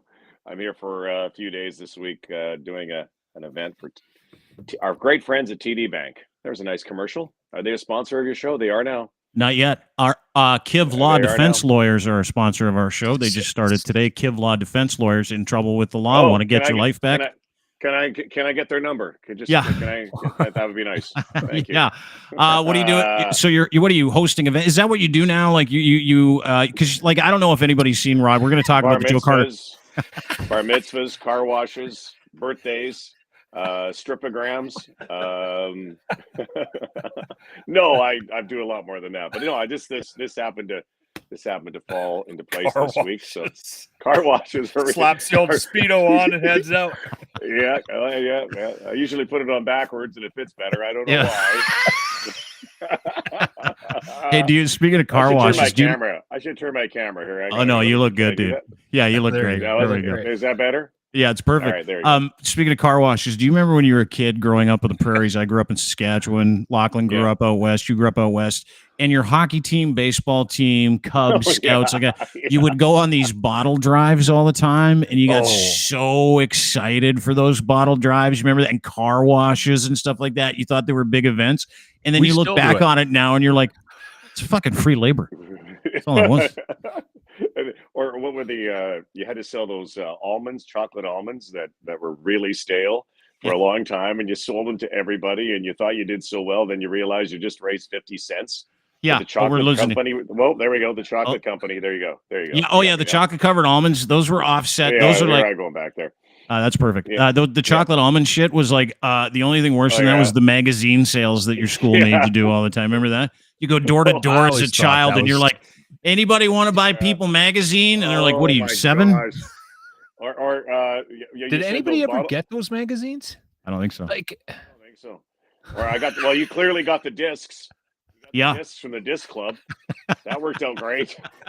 Still paying. The only thing is you got those great discs, but they don't make disc players anymore, so that's not a great thing. Still got a ghetto blaster. I don't think you're even allowed to call it anymore. How are you, Roddy? We got the Joe Carter Classic coming up this week, and you've been the host of this tournament. You're the organizer. We're fortunate enough to join you, but I don't think people this has been gone for a couple of years, right? Because of the pandemic. This is the big return of the Carter Classic. How do you qualify what this is to people? Like because this is the golf tournament in Canada, if you ask me, when you want to talk about fundraising and altruism and bringing in celebrities and sports history from Toronto and in and around the world, it's huge. How do you explain this to people? What happens here? It's like an all-star game. Yeah, Diener, you've been there before. You've seen it, and I know you guys are going to be there next Wednesday. That's going to be great. I went to a booze fest party, and a golf tournament broke out. That's essentially what this thing is. Like, if you're coming there to play golf, leave your golf clubs at home. Just kind of put them there. It's fun. Like, every hole, there's something going on. 7-iron. Yeah. The celebrities are incredible. Another great cast this year. From you can just go down the list from the Dougie Gilmores and Paul Coffeys, and Bam Bam Barnaby is going to be there this year. Christian Okoye. All of Joe's buddies. Kenny Lofton's there. Paul Henderson. It's kind of an interesting year because you're celebrating the Blue Jays' 30th anniversary. And it's also the 29th anniversary, and it's on June 29th of Joe's great home run. So that's kind of cool. But it's also the 50th anniversary this year of the Summit Series goal. And so Paul Henderson's going to be there. But the celebrities are incredible. Natalie Spooner. We got, Canadian Women's Olympic Hockey Team. It's awesome. The swag is incredible. Honestly, I don't know what these people pay, but there's a lot of rich cats that pay a lot of money to come in this thing. I think it's about $5 and K as in K, and then they get probably about 6 and 7K back in golf equipment and Canada Goose stuff. The sponsors are incredible. It's the 13th year they've done it. The biggest thing is that it raises a lot of money. Children's Aid Foundation of Canada is the biggest beneficiary. Every year, the greatest fun is that afterwards we have a jam session. We go around and interview everybody. We've had Dan Marino, Jim McMahon, Snoop Dogg's been there, Charlie Sheen's, you name it. Through the years, they've all been there. Anthony Anderson's coming this year as well, and they tell their stories. Everybody, it's fun. Everybody chirps each other. But the biggest thing is that the scholarship winners from this tournament come up and talk about how their lives have been changed, because a lot of these kids were in foster care situations, and now many of them have become leaders in the community. And I think that says it all. I mean, Joe Carter touched them all when he hit that home run. But one thing about Joe is that you guys know this, is that he has really touched a lot of hearts through the years, because he has been able to give so much back for charity. And I'm sure glad he hit the home run, because the Darnell Coles Golf Classic doesn't quite sound that same way because it might have been him or Alfredo Griffin. Oh, who's coming back this year, and he's awesome. And I often joke about him too. I said, Mitch Williams. I said, Mitch, you were one strike away from making it the Mitch Williams Golf Classic in Philadelphia. Do you not understand that? And so he's coming back, old number 99, and he's a great dude. He's a great, great guy. And everybody at this tournament has such a good time. It's at Glen Abbey. I can't wait to see you guys there. Are you guys going to do it from there, or how are you going to? Yeah. We're going to come there. We're having a flag made, non-offensive. We're putting all the bad language behind the wall. We're going to go there and just kind of take the day in with you and talk to as many people as we can. We'll be there for the Wednesday portion of the event, but it's like you're kind of underselling it, Blackie. Because like if you haven't walked into, because it's at Glen Abbey this year, and you talk about the swag being great, it's better than great. Like there are people who will pay all like double what the price is for any of the swag that they get because it just keeps coming at you. Golf clubs, coats, hats, drinks. It's Christmas in June. Yeah, for people that live for free shit too, because celebrities get all the best free stuff. Well, and sports announcers. Jack Armstrong is going to be there, by the way, and Jack and I are identical from the same cloth. Hello, get that garbage out of here. We're from the same cloth as you guys are. Nation like Doe Nation, and if it's free, it's for me. So everybody's coming. Yes. How much did that cost, Dean? Oh, that was $3.99. That's how much. and it is, and you feel like a kid. I mean, I feel like a much older kid though. You're walking around with all your heroes that are around, and you get to see them in a really, a great light that they're away from it now. Many of them are retired. But it's also a very long day. Like it's a long couple of days. There's a Skins game the day before. Everybody goes to the Blue Jays game on Tuesday night. And then of course the day of, and the day of is like, it's like a marathon day, but it's on. Excuse me. The gifts just keep on coming. Oh, dude. Yeah. And it's hard to describe like what Rod's talking about. It's like a 3-4 day event for a lot of the people in the organizers. I know Rod's one of the organizers, but what it starts with is a Skins game during the day, celebrity Skins game, some charity work, some pictures and some warm-ups. Everybody gets to know each other. And then everybody goes home back to their hotel and they get all cleaned up. And then they go to the Jays game and they get to sit in the president's box and you're watching guys like Eddie Rogers walk around and Joe Carter makes it up. Yeah, and then they get greasy, and you go down. Like there was one year we left the president's box. So it's not a dry event? No, well, it's a president's box, and it was me, we Lego. Tried to make it a dry event. It was shot down by a majority of 144 to 0. Yeah. Everybody's like, no, we're not coming if it's a dry event. But there was one point where you walk into the president's lounge. You hang out with a bunch of guys and you get together with them, and then you leave with like certain groups leave in certain times. And I was with Ian Leggett. I don't know if he's going to be there this year, but I was with Lego. I was with Ray Bork and a friend of mine, and we go down for a drink. Lego and Ray are great friends, and he's like, "Hey, let's go downstairs for a drink." So we go down in the Marriott Hotel, which is part of the Sky Dome, for a cocktail after the whole thing. And a bunch of people, like I'm with Ray Bork, Ian Leggett, a friend of mine, and me. And a bunch of people kept coming by going, "Hey, Dean Blundell, nice to see you. Can I get a picture with you? Hey, can I get a, and Ray Bork looked at me and he's like, "Who the fuck are you?" Hey, Diener, that was the best $100 you spent telling your family to come over and ask for your autograph. That was really cool. Didn't one year, I think you and I, this might have been 1 year after it, you and I, Lego, I can't remember who else, but we ended up playing that crazy betting game with the $20 bills and the number poker. And I think we're at the Unionville Arms. Yeah. And and I remember just losing all my money. And I think you won it all, or Lego won it all. It was Lego. Absolutely ridiculous game. Yeah. We'll never play that again. But again, though, and then I think most of the celebrities came over at that time too. It's just honestly, it's one of my favorite times of the year. I can't wait to see you guys there too. And the beauty is, for your listeners and viewers, you're going to be able to get some great insight and great stories from all these people. Great interviews. And unfiltered, that's the beauty. It's unfiltered too. Yeah, you're not on mainstream like you were before. Like none of us are now. Yeah, so we don't it'll be need a it. shit show. Dude, thanks for doing this. I really appreciate it. I just wanted to quickly chat. Joe Carter, you and I will chat in the next day or two about some details, but we're all set. We're super grateful that you're including us. We're really thankful for the opportunity to come and cover it. And it's a wonderful thing you're doing for Children's Aid.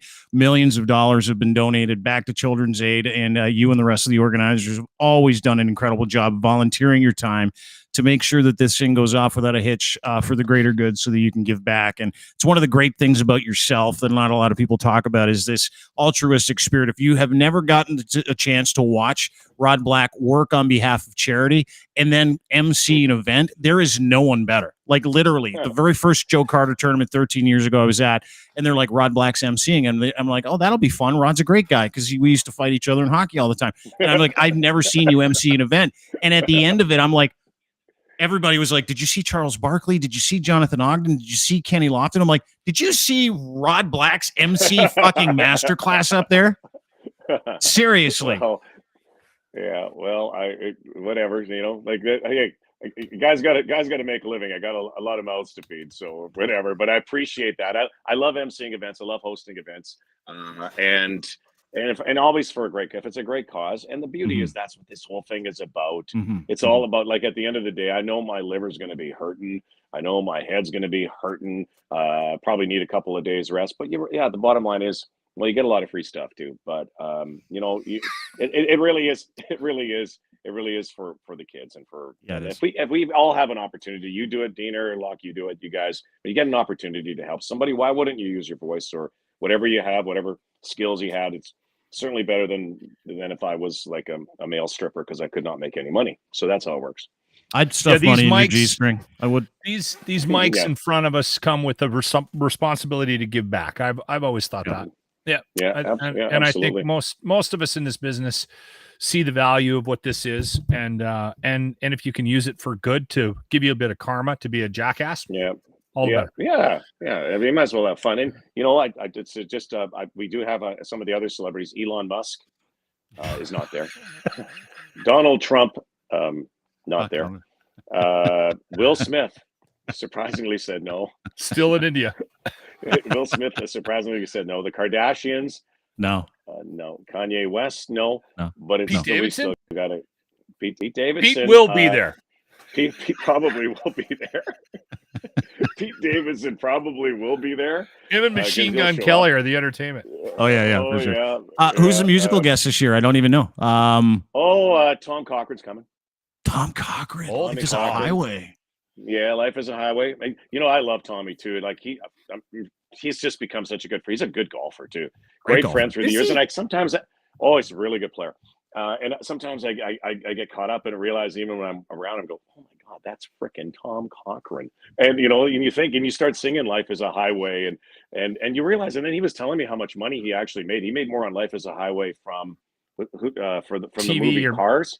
Cars, yes, that's the Disney so thing. the cover, whoever did the cover, I can't remember who did the cover, but then he did. But he's not. I've gone with Tommy. We did a thing at 8 Wing in Kingston with soldiers before they were going, with some of the pilots before they were going out. I'll never forget. Tom just got up, ad-libbed and did a big league a cappella, and it was like, still gives me goosebumps. And it wasn't long after the unfortunate tragedy in Humboldt, but that's Tom Cochran. He rewrote the song. He rewrote the song for that too, and we played that version on the air. Yeah, he's a great guy. You know what? He's a great songwriter, man. I don't think he gets enough credit for. he's got some 40 plus years, the dude. Like White Hot, Lunatic Fringe. I know. Red Rider. Yeah, some of the great Red Rider shit's incredible. Awesome. Yeah, No Respect. I love that song, and I just So Tommy's there. The list is long. It's mighty, and again, you guys are gonna have a great time that day. We'll just keep sending them in. So make sure next, I guess Wednesday. That's when. Make sure everybody comes back and tunes into the DBS. You betcha, dude. Appreciate you, Roddy. Thank you so much. Great to talk to you. Right. Be safe. Have fun out in Vancouver, and we'll see you next week. All right. Love you guys. Take care, Rob. Love you too, pal. There he goes. Rod Black at Rod Black TV is where you can find him. Rod Black, ladies and gentlemen, one of the organizers and the MC for the Joe Carter Classic, year 13. Lots of fucking fun. It's weird, there's one year. I'll tell you this story. I don't think the guys that I'll tell the story about would be mad about me telling the story because I won't tell you many details. But I will say this. Nothing prepared a 38-year-old Dean Blundell for that time I walked into the shower at Eagles Nest Golf and Country Club and had a shower with Dr. J, Charles Barkley, and Paul Coffey. Nothing. Just naked with three of the greatest sports heroes of my life. Right there. Shower. Hey, can you pass the soap? Yeah, no problem. How's everybody doing How'd you play? In the department? All I could do to not look. I could do to not look. Totally looked. You have to.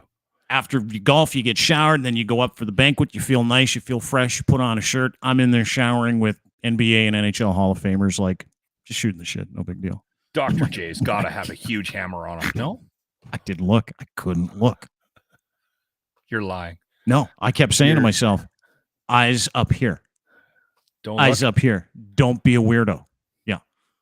Like I was one of them. And I'm not one of them. They saw your hammer. Having a oh, for sure. And I didn't care. I was like, what do you guys think of this? Paul. What do you guys make of this? Paul was judging. Paul's the other white guy in there. He's like, all right, I'm doing okay. He's like, Dean, I'm glad you're in the shower.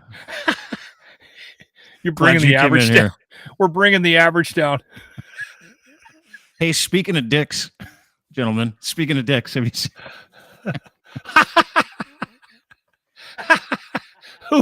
Who did that? I've seen some great PP memes lately. Yeah, Pierre Poilievre, who is just a shithead.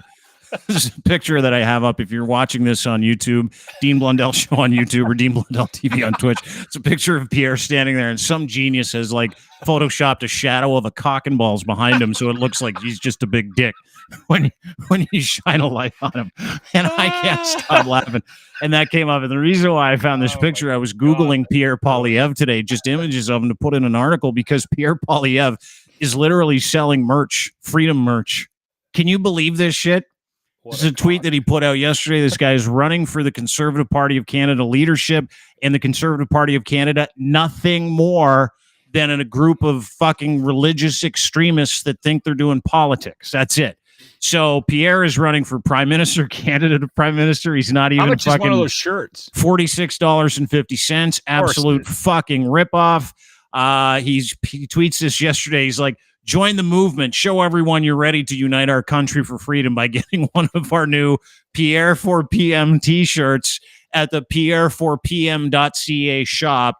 You can get a black one that says Unite for Freedom. You can get a green one in army fatigue green, because there's nothing he'd love more than a violent coup of this country, because he is a piece of literal fucking shit. Freedom over fear in army green. You can get it with the thing on the back, and then Pierre for Prime Minister on the back, I guess, too.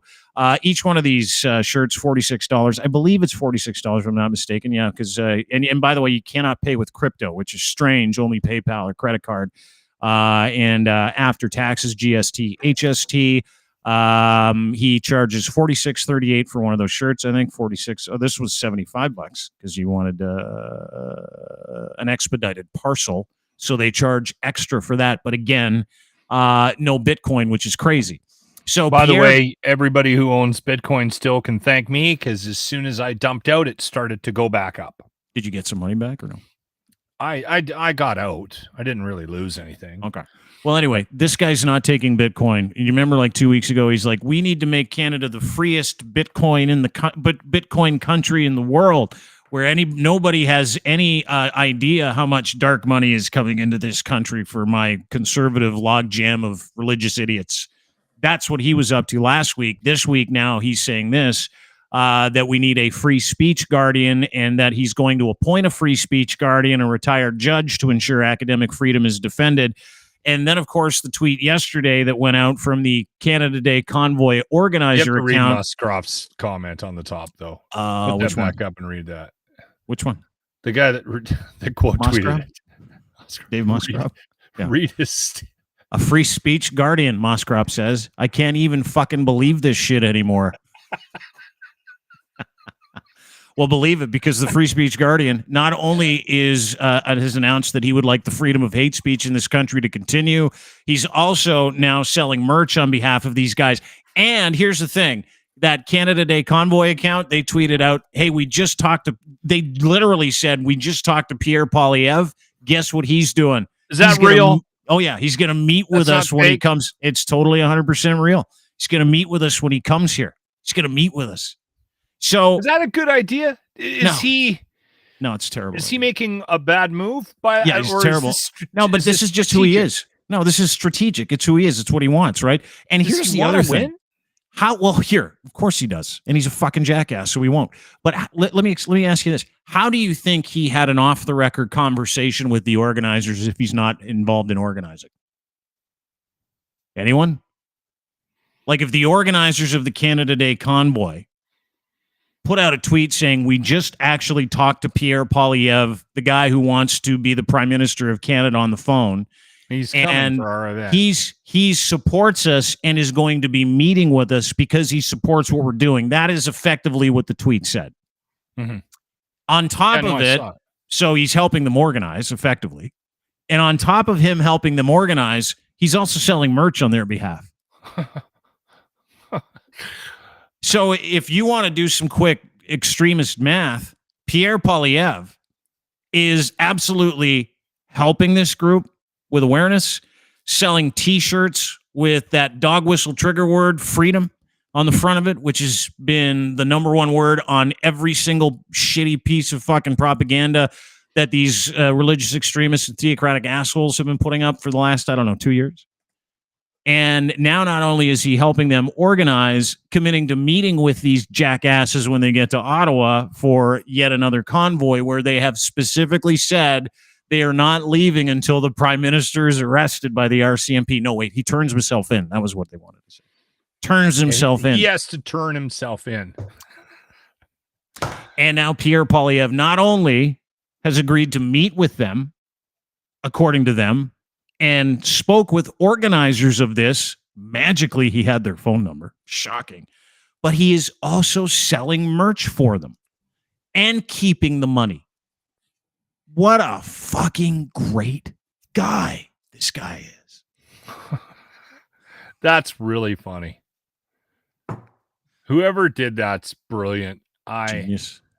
Yeah. Why is that?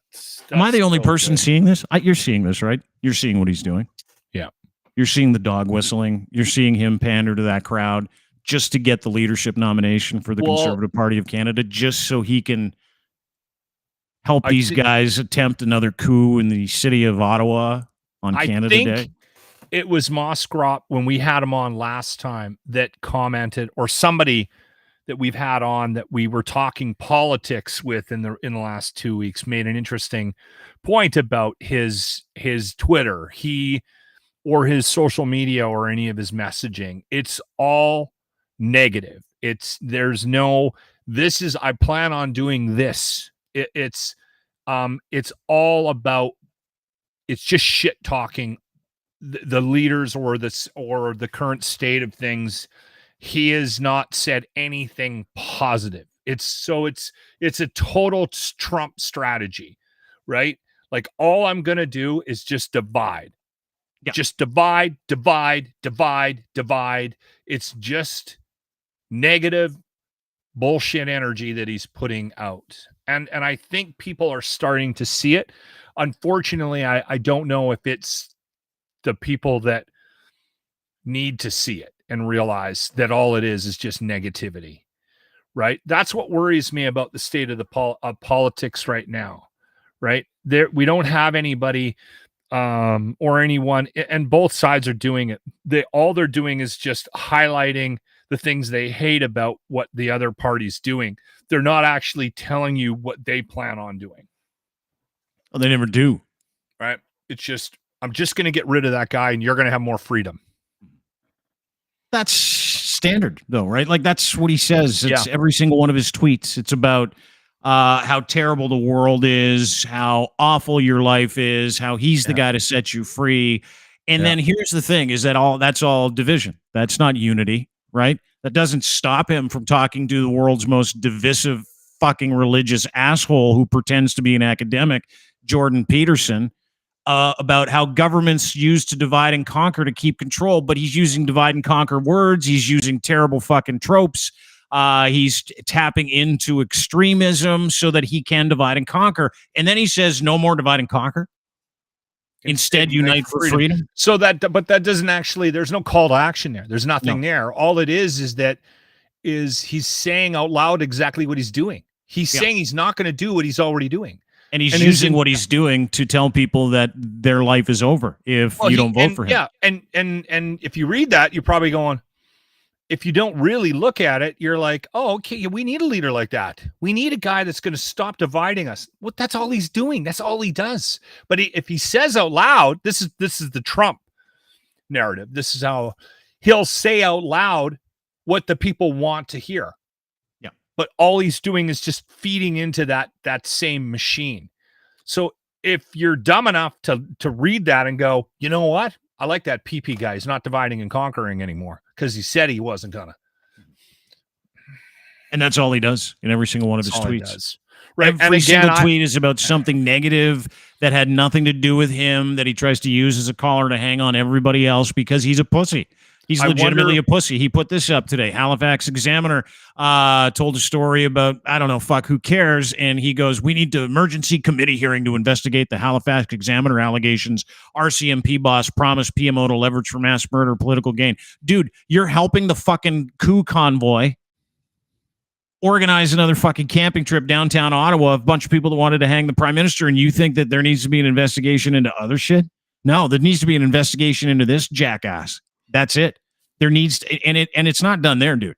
Like every single tweet he puts up is about fear, and it is a lie. Everything he tweets, everything Pierre Poilievre says is a fear-based lie to try and scare other dumb religious hicks into voting for him and supporting him. Like this one. I already did that one. You don't need to see it again. Divide and conquer, he says. Well, fuck, that's all you're doing is dividing and conquering. That is what you do best. And then he takes a strip off of Chrystia Freeland. I don't care how you feel about the Liberal Party. I don't care how you feel about Chrystia Freeland. But this is the tone and the tenor of every single tweet after tweet by this dumb fuck. You read that right. Liberals' grand solution to curb inflation is more inflation caused by higher inflation. Stop inflation deficits. Bring back common sense. What does that fucking mean? Doesn't mean nothing. Anything. It means nothing. Bring back common sense. It's just fucking word salad bullshit. Everything Pierre Poilievre says is a fucking lie meant to and directed at the dumbest people in this country.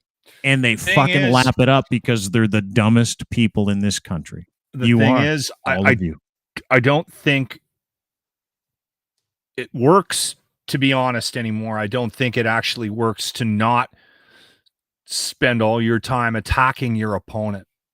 We've gotten to a point where politics, that's all it is. And I see it on both sides. The Liberals do it, the NDP do it. I don't know if we have any representation in this country where that's not happening, because they all get sucked into it. And it's unfortunate that we don't have somebody that's brave enough to just step up and go, listen, I'm going to ignore that because I can't do anything about that. But here, now, look at me. This is what I want to try to do in this country. And I don't know if that's possible to actually run and be successful in politics, because it's not. It would look weird and people would go, what is that? That guy can't be real. He's not yelling at somebody, right? I think, unfortunately, that's where we might be, Dean. Well, if that's the case, then we've got a lot of content between now and the next election. And I can't wait to drag this guy around like the piece of meat he is publicly.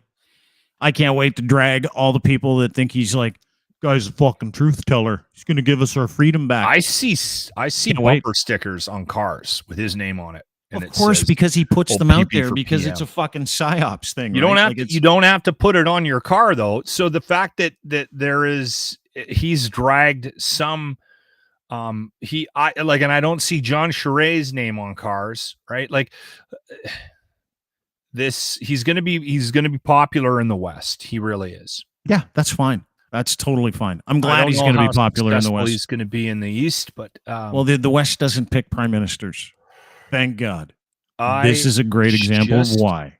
I just heard you say, yeah, some truth about our situation federally in this country. Yeah, and you wonder why we're so bitter and negative. Well, because you keep supporting guys like Pierre Poilievre, like all of Western Canada is going to vote for that jack-off. We off. Don't actually get a say isn't part of the problem. No, it's who we pick. Oh, dude, it's because you keep picking the guy. So what comes first, the chicken or the egg? Like, do you keep picking assholes, like lunatic assholes like Pierre Poilievre, so the rest of Canada has to go, mon Dieu, and then we got to fucking put someone else in there who's not going to rack this country with fear and turn it into fucking El Salvador? Like, seriously. I'm a conservative. I've been a conservative voter for a lot of years. And I would pick Jean Charest to lead. I like him. I would pick him to lead the Conservative Party. I was going to buy a membership, and then I found out that I was too late to have a vote in the next leadership race. Yeah. Because somebody on this podcast said you have to, I think it was Doug from the True Beavers. True North Eager Beaver. True Beavers. Yes, he's the Beaver. True Beavers. He's a Beaver. Yeah, he's Mr. Real Beaver. And Blue Jacket guy Paulie. Yeah, he's the no, he's Mr. Grizzly. Mr. Grizzly. Grizzly. Okay. Anyway, I knew there was something. Anyway, he was saying you got to get involved because the strategy that they're employing on the conservative side from the far right perspective, which is where this party is leaning heavy right now, is to create so much dissatisfaction with voting and with politics that people that wouldn't vote for them just go, screw it, I'm not going to go. Yeah. So I was like, you know what? They've kind of done that to me. It's kind of worked. I'm at that point where I'm embarrassed to admit to people that I'm a conservative and that's where I would normally throw my vote. Right. Yeah. I don't want to be, but I'm not a liberal. I never have been, and I can't wrap my head around voting NDP. So I've always thrown my vote for a more conservative. I believe in actually government, in actually doing things, to balance the budget and things to that respect. You mean like you in your heart of hearts, you believe that a government is supposed to be of the people, for the people, by the people? Well, and not spend our way out of shit and just print more money. Why does anybody even fucking care about that? That's another thing that blows my mind. There are two things that I'm struggling with right now, right? When we talk about politics or when we talk about world issues, the two world issues or stupid things that people talk about that I go, why the fuck do you even bother having a problem with that? Is when someone says, what about our taxpayer money? And they get physically angry about other people's money that you have no idea where it is, where it's coming from. I get mad about it all the time. I find that crazy. The other thing that is crazy to me are all the people that don't have any relation to someone in the trans community that seem to think that the trans community is bad. It grooms children. You people are the most fucked individuals because you have no vested interest, yet you still think that other people should listen to you in the trans community. You really fucking believe that? That's a little bizarre. And the same thing, dude, you've got people have no fucking vested interest. They don't have a child. They don't have a relative. They don't have any metrics. And they're like, yeah, but dressing up as a woman if you're a man is bad, and if you're who gives a fuck how someone wants to be referred to or the name or the pronoun they want to use? We've been doing that for hundreds of years. I had a conversation with someone this week, and they're like, it was a meeting, and there was a woman named Tamara, and her name was in the actual email, and I'm like, excuse me, before we start, is it Tamara or Tamara? And you know what she said? She goes, thank you very much for asking. It's Tamara. And I'm like, great, because that's important to you, and that's the name you would like to be called, because that's your fucking name. That's how you want to be known. And we've been doing that for thousands of years, at least nice people have, going, how would you like to refer to? And yet people get so caught up in it. It's like the taxpayer thing. It's like when Joe Schmo says, I just want a government that won't spend $20 billion on healthcare we don't need. Are you fucking serious right now? That's your big thing? Is a few $100 billion in taxpayer money and you want to have a say to where it goes, and if you don't, you're going to get physically angry enough to go to Ottawa? Is that for real? Are those people really here? Because I would submit that they're not. I would submit that anybody that has a problem with something that they can't control to the point where they get activated enough to be a total cock, is a useless member of society. Useless. I don't go total cock. I get Partial cock? halfway cock. Semi. I get a semi cock. What going when I find out that we're misspending our money? Yeah. Yeah. Well, I'm in that camp. I'm not total cock getting flags upside down on my car and heading to Ottawa. I'm not total cock. I'm semi cock. Right. Yeah. But out of some kind of weird principle, you seem to know what's best for the country's finances after a not you, generally speaking, people, and they get physically triggered and activated by it. And you know why? Yes. Because Pierre Poilievre tells you to. Pierre Poilievre says that's your money and they're misspending money. Because I'm seeing this spending and it's ridiculous. We got a $25 million grant in Edmonton to build the funicular.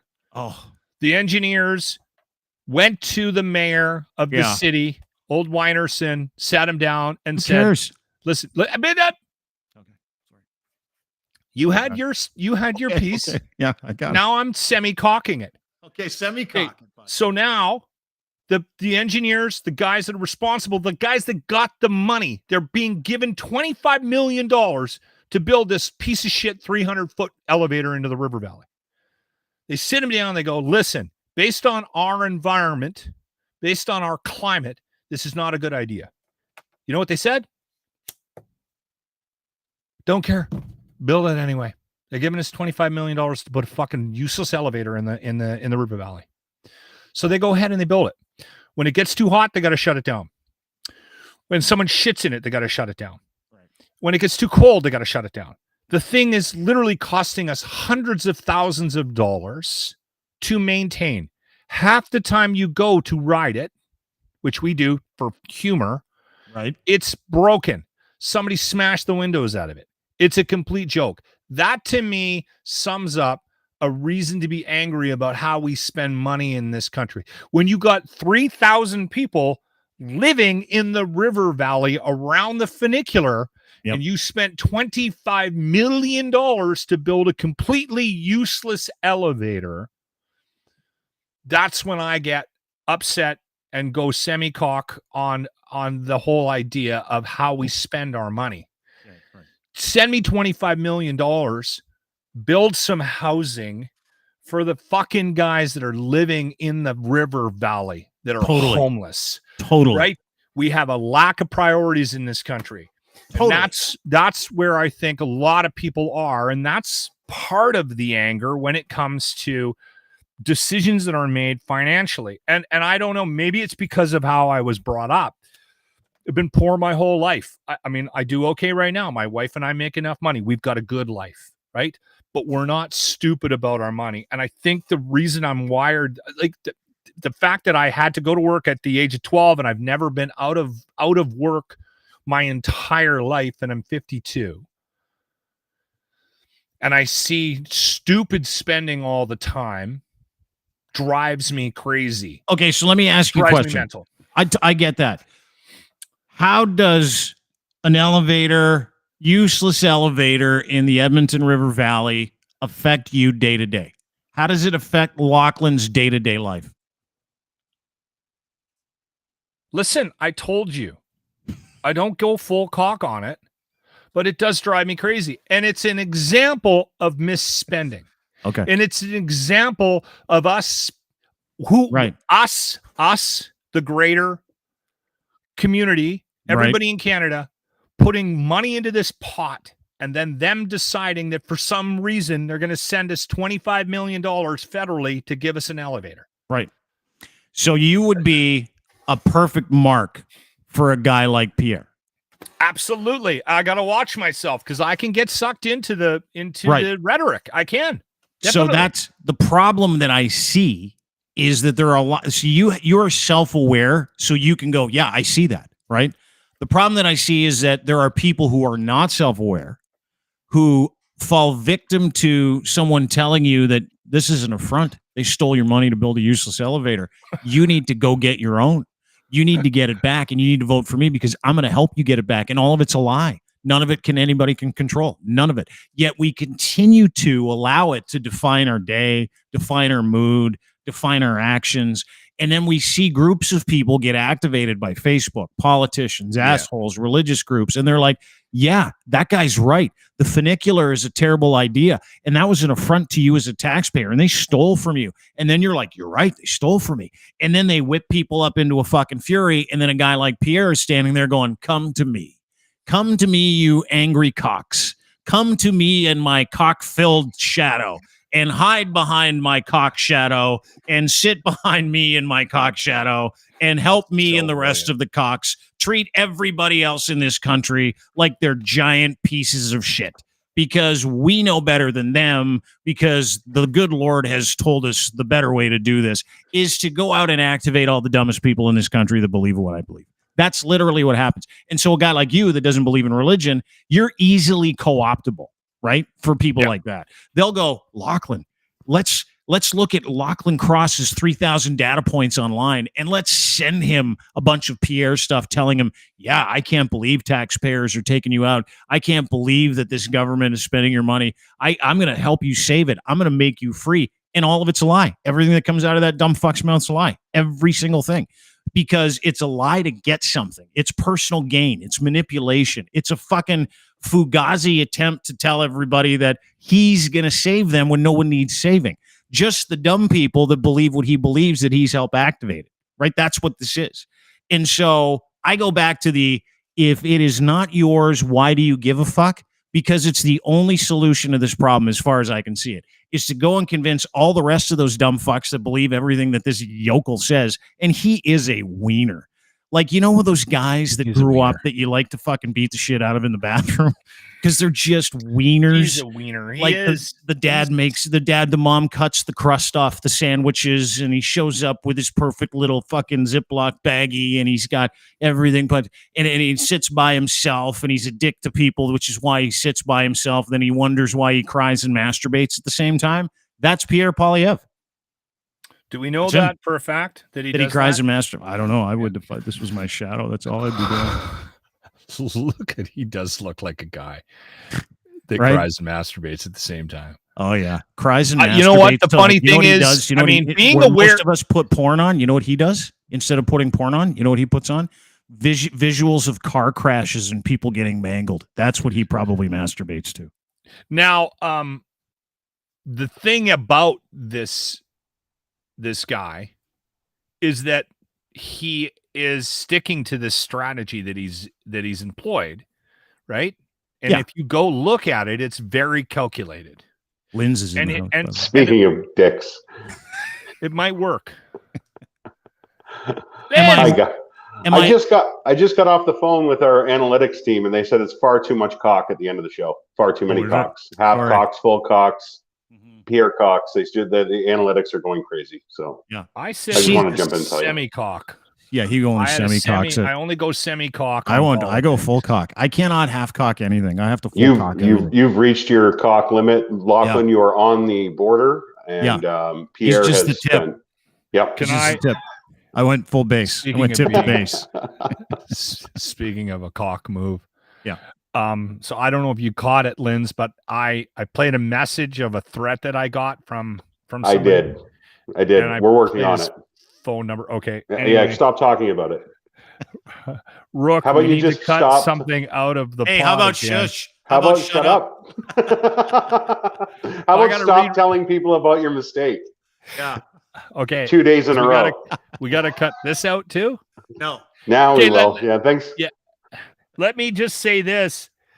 I sent a note to Rook about said mistake then. Is that better? Yeah. And Rook responds with, Jesus, bud, get a hold of yourself. It's 2 days in a row.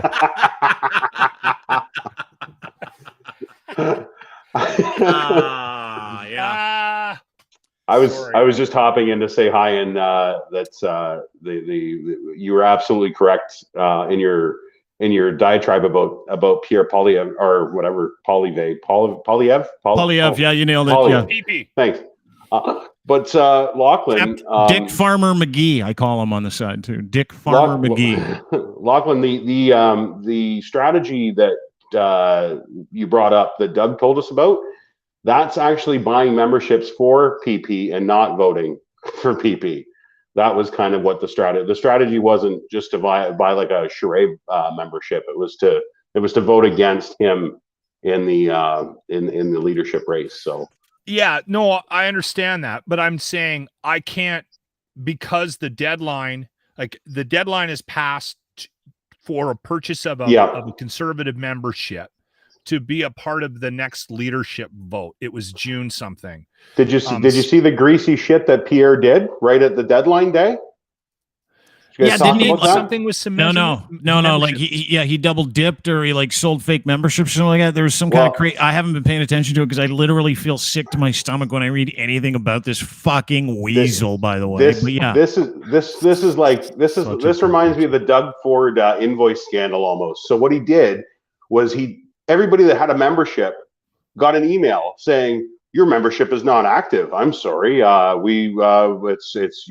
on our list, but you're not active. So people went and looked into it and they're like, oh no, sorry, we made a mistake. You're fine. But the people that didn't and panicked went and fucking donated again and went and spent more money on another membership because they didn't want to lose their chance to vote for the idiot. So he said, because like part of the deal is if you're going to run for leadership, you got to bring in new members and it's got to be over a certain amount. And he cleaned house, like he, which is effectively a lie, said that he came in with 312,000 new members. It was like triple what anybody else came in with, where they signed up new people. But what you're suggesting is that a good portion of those wasn't new signups. It was him re-signing up people that already had memberships for another 12 months so he could get more money and look like he was signing up members when he really wasn't. He was just scamming people again. It's hard to believe. And then tried to make them think that they were, oh, sorry, it was just a glitch. It was something's weird. No, your membership's active, Mabel, if you called and checked. But if you didn't, you put your credit card in. And God, it's so bad. Like I'm just that. Scam city, dude. Politics is just at a really bad. Have you guys watched any of the January 6th committee hearings today? That's what I was doing at work today. Don't tell my boss. No, fill me in because I didn't watch anything today. Is it bad? Were you like this was all about Trump's attempt to fix the electoral vote?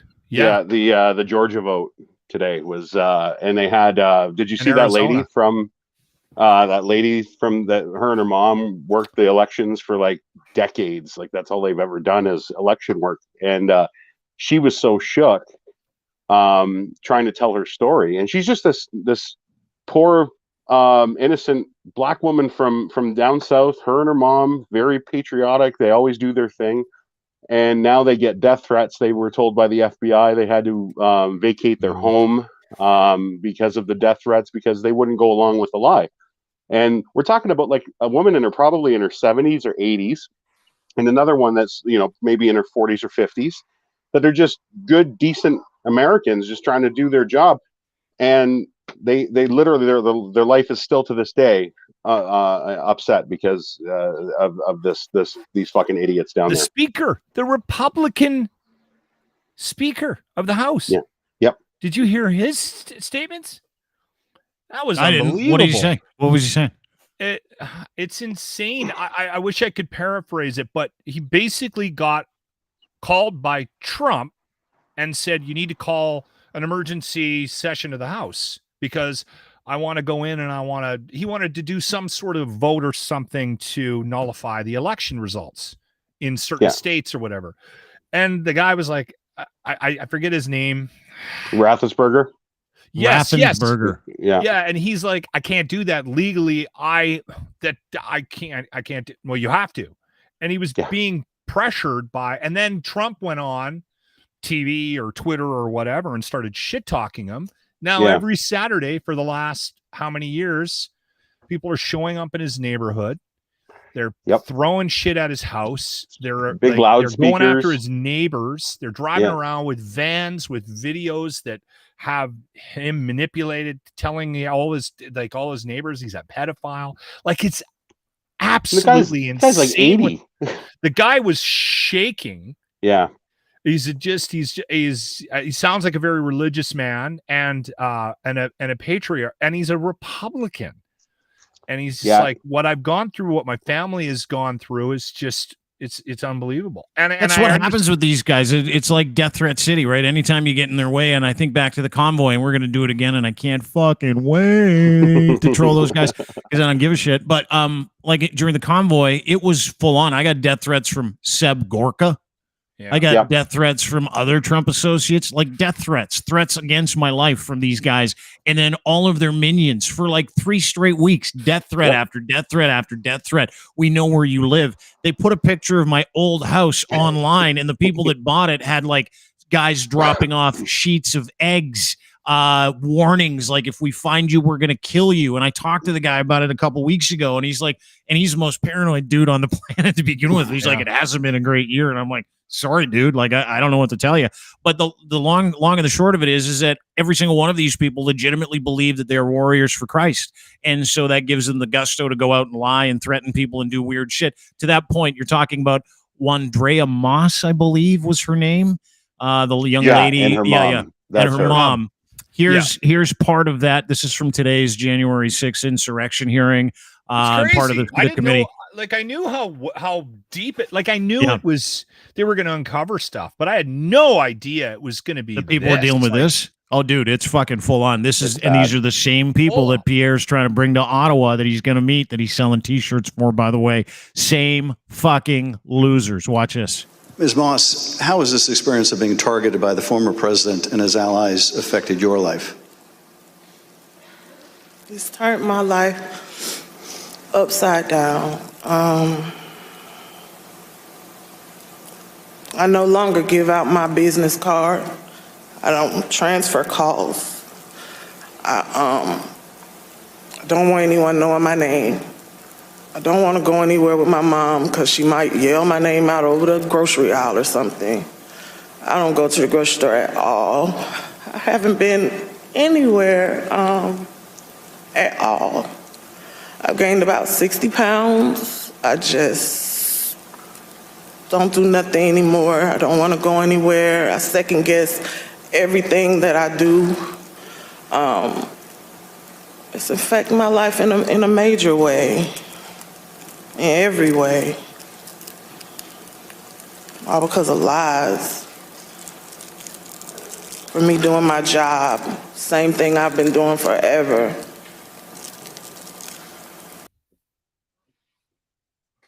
Fucking what? Yeah. Unreal.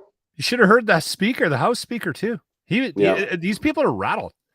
I mean, they're being attacked because of a strategy that has been employed by a political system in the States. And we're right to highlight it here on this podcast. I think that PP is doing exactly the same thing. Yeah. Like that threat that I got today was directly related to us doing stuff like this on this podcast. And it was subtle, and it wasn't like the guy's in New Brunswick, right?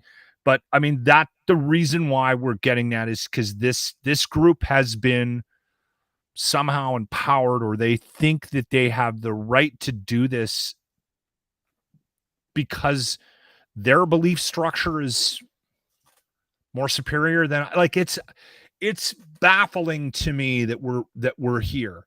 And all of this has just been created by a political strategy. If you even sat these people down that employ this strategy to divide us as a country, to divide the people, to try to get these votes, they probably don't even believe half the shit that's coming out of their mouths. They're just doing it. You look at PP's Twitter. It's deliberate. It is completely planned. Everything he's doing is just to create division in the country to get us fighting. That's a great picture. All it is a strategy to try to get votes to whip up a friend, because that group that he is going after will be wound up and they're running to the polls. Yep. And it might work. It might work. That's the sad part about it, right? Because it is working. He's the prohibitive favorite to be the leader of the shitball conservative party full of religious extremists. We need to fucking change the name of that party when we refer to them, by the way. These aren't parties, they're businesses. Let's just call it Canada's extremist party.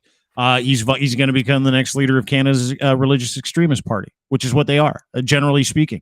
And as the leader of Canada's religious party, he is courting the same people who have absolutely destroyed lives in the United States, that young lady's life, Raffensperger's life, other people's lives, the same people who threatened our lives, the same guy that threatened your life today, locking that voicemail, the same people that send us death threats on a daily basis. It wasn't a life-threatening no, but it was a threat. It was a veiled little fuck you. Call the cops. Here I come. Look at me. Number. I know where you live. I got your email address, all that shit. He didn't have to say he's going to kill you to tell you that, hey, fuck, you should watch out. Right? Say hi to the police is what he said. Say said. Hi to the cops, by the way. Yeah, these are the same people. I'm going to run off and report this lunatic. And this fucking jack off, Pierre Poilievre, is doing exactly. It's the fucking playbook.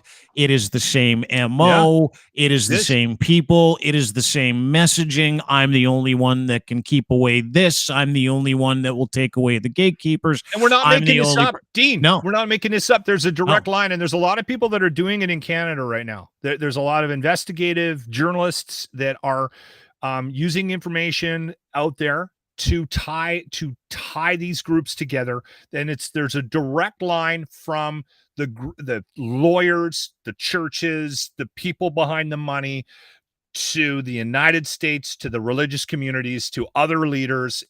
They're all in this one sort of plan. Ted Cruz, it's all intertwined. I mean, I've seen, how many videos have we seen? And it's not that that's the stuff I'm seeking out. This stuff is showing up. Yeah, and it's out there. It doesn't take long to find it. Now, the thing is, they know that most of the people that are going to run off and vote for them aren't going to do the type of research or see or even pay attention to the type of stuff that we're looking at. Right. So they're going to continue to get away with it. Yeah. You know what you do is, when you look at the left, you look at unions, replace the unions with churches. And that's what the right does. They do the same thing. They pander. The only difference is normally it's for noble causes, for the pandering to the unions. And this is for nefarious causes to bring us back into the dark ages and to be under religious rule. So pick your poison. Do you want a progressive society that, treats people well, or do you want to hate women again and stone gays? Like, the choice is clear. Dude, and you're seeing them on both sides, you're seeing them wedge both of those things together at the same time, right? Like that whole anti-trans movement, the grooming movement in the United States. I'm watching people go, take your kid to church, go ahead, take your kid to church, Sunday school, where they can learn to grow up, become a fucking extremist, and sexually assault kids in youth group. Great idea. Yeah. Great idea. Don't take them to a drag show. Don't take them to a show where people are saying, hey, this is who I am. This is how I identify. Listen, take them to church. Great idea, because nothing bad has ever happened to a fucking child in church. Ever. Are you fucking kidding me? I would rather take my kid literally to a golf course driving range and put him at the 200-yard marker and leave him there than take him to a church. I would rather do that, because the chances of him being safe and not having his life ruined would be far greater taking golf balls to the head than it would be sitting in a church learning about an invisible sky daddy and how much he hates gay people and how much Christians are the reason for the season and how terrible everything is unless it's commanded under the word of God and evangelical Christianity. Yeah. That's exactly the truth. The good news it is. Yeah, and if you have a vagina, then you're subservient to a man, right? And that's the only. There's no ifs, ands, or buts. There's no gray area. Like, they want that back, and they're doing everything in their political agenda, power playbook to pander to it, and they don't care. I'll guarantee you, none of these politicians give a shit about the religious stuff. They just want the votes and the money. It's got nothing to do with the actual belief structure. They just change their coats. They just put their coat on and walk out. I'm you. I'm a Jesus guy. You know, I'm with you. And then that whole church votes for him now. So look at Trump easy going fishing. on about how religious he was. What a joke. Yeah, he did the same thing. He just like, yeah, I'll be your guy. Exactly I'll be your guy. I'm going to help you. I'm your guy. I'm your guy on the inside. Let me help you. And really the nod is, you're right. We need to turn this place into a fucking Jesus-filled shithole. That's what we should do. That's what they're saying. Well, the good news is that the belief in that side of things is coming down. The numbers are coming down. They're dwindling. Still wildly high. Yeah, Lochlin sent me an article last week. It's like less people believe in God in the United States than ever before. Down from 87 to 81, and I'm like, yeah, it's 87% really last year. Now this year it's 81%. And you know what it is in Canada? Which is why I'm actually like, dude, we got to, sound the alarm bells and tell you who because this is a fascist movement. This is just a straight up theocratic fascist movement, a Christian nationalist movement. That's all it is we need to tell you the truth about that kind of stuff. These are who these people are. This is the only interest that they have is power, influence, and the PIN number for your bank card. And conservatives are willing to literally do anything. They are not a conservative party anymore. The Conservative Party of Canada has to change its name, and I am forever going to refer to it as the Canadian Extremist Party of Canada. These are extremists from all walks of life, and these guys, all they do is co-opt the dumbest, the people that believe the wackiest shit. I think we're hyper-focusing on a guy that's trying to get the reins. And I think it's okay to wave the flag, but I don't think we're at a point yet where we should be completely panicking. I think when he gets the reins, Dean, I think we should panic. Well, 59% of us in this country don't believe in God. I think there's a lot of people so we stand in a better that chance. Party that know what's going on and are trying to, like, there was an attempt to shift to the middle. There was, and they and you saw what forced happened. them out. Fired. But there's guys still in that party that are still trying to drag it back to the middle, that see and are probably well aware, even more aware of where it's going than we are. Right. So I hope that there's a handful of people that can get it out of the hands. Like you see it in Alberta. I think it's a lost cause. You should see the people running in Alberta for the UCP to replace Kenny. I mean, it's a joke. I bunch of religious rednecks. Is it literally? Here's what I think. I bet you. Right. Kenny was actually closer to the middle. And now, you've got Brian Jean, who's like a full-on Jesus freak. You got this other guy, Taves, again, full-on Jesus freak. And then you got Danielle Smith, full-on Jesus freak, failed radio person. So. Yeah. Oh, yeah. That'll be good if she wins. Show. She was on the radio for a long time. Oh no, she's a failed radio person. She quit because it was too hard. Yeah, I failed. She failed. She's a failure. Radio is very hard. Yeah, it is. No, it's not. I got to disagree with you a little bit, Locke. Though you say we shouldn't pull the fire alarm. Now's the time to pull the fire alarm. This is how it creeps in, and we're watching it happen. And it's not a quick thing; it's a slow bake. Well, and they're slow baking our entire country. Wanting to change the name of it to the Extremist Party of Canada, and I'm just pumping the brakes. They are, dude. At the leadership conference, they had this woman named Lochlin Lewis she's like, I hate abortion. I'll kill women who get abortions. I'm making that up. She didn't say that part, but she's like, I hate abortion, and I want to make ladies not have abortions, and I don't care what the thing is. So they're crazy lady. Then you got John Schray. Who cares? And then you got Patrick Brown. Also fucking Schray. Absolutely amoral. And then you've got and a total Jesus freak. And then you've got Pierre Poilievre, who's literally fucking entrenched in a cult. And you're like, oh, this is great. This is going to be good. And I agree with Ryan. Like, what we're watching is a precursor in the United States to what might happen here if we don't get our fucking shit together. And if media outlets and real people, like yesterday, Brian Mulroney, Kim Campbell, say what you like about her, and everybody who was ever a prime minister prior to that, or everybody who was like a legitimate politician from the Conservative Party yesterday, all of them are like, we don't even know what that is anymore. Just a bunch of fucking crazy people. You know when the past members of the Conservative Party are going pretty conservative are going. But you notice Harper is pretty quiet. Yeah. He's back there pulling strings, doing some stuff. Because he was trying to get us there, I think. I don't know much about the Harper movie. I agree. I absolutely agree. And this is like almost. I could almost refer it back to the same as Pierre and Justin. Like it's almost the same thing. You know what I mean? Like and so it's but Harper's kid is too much of a loser to be in politics, so he ended up picking Pierre instead.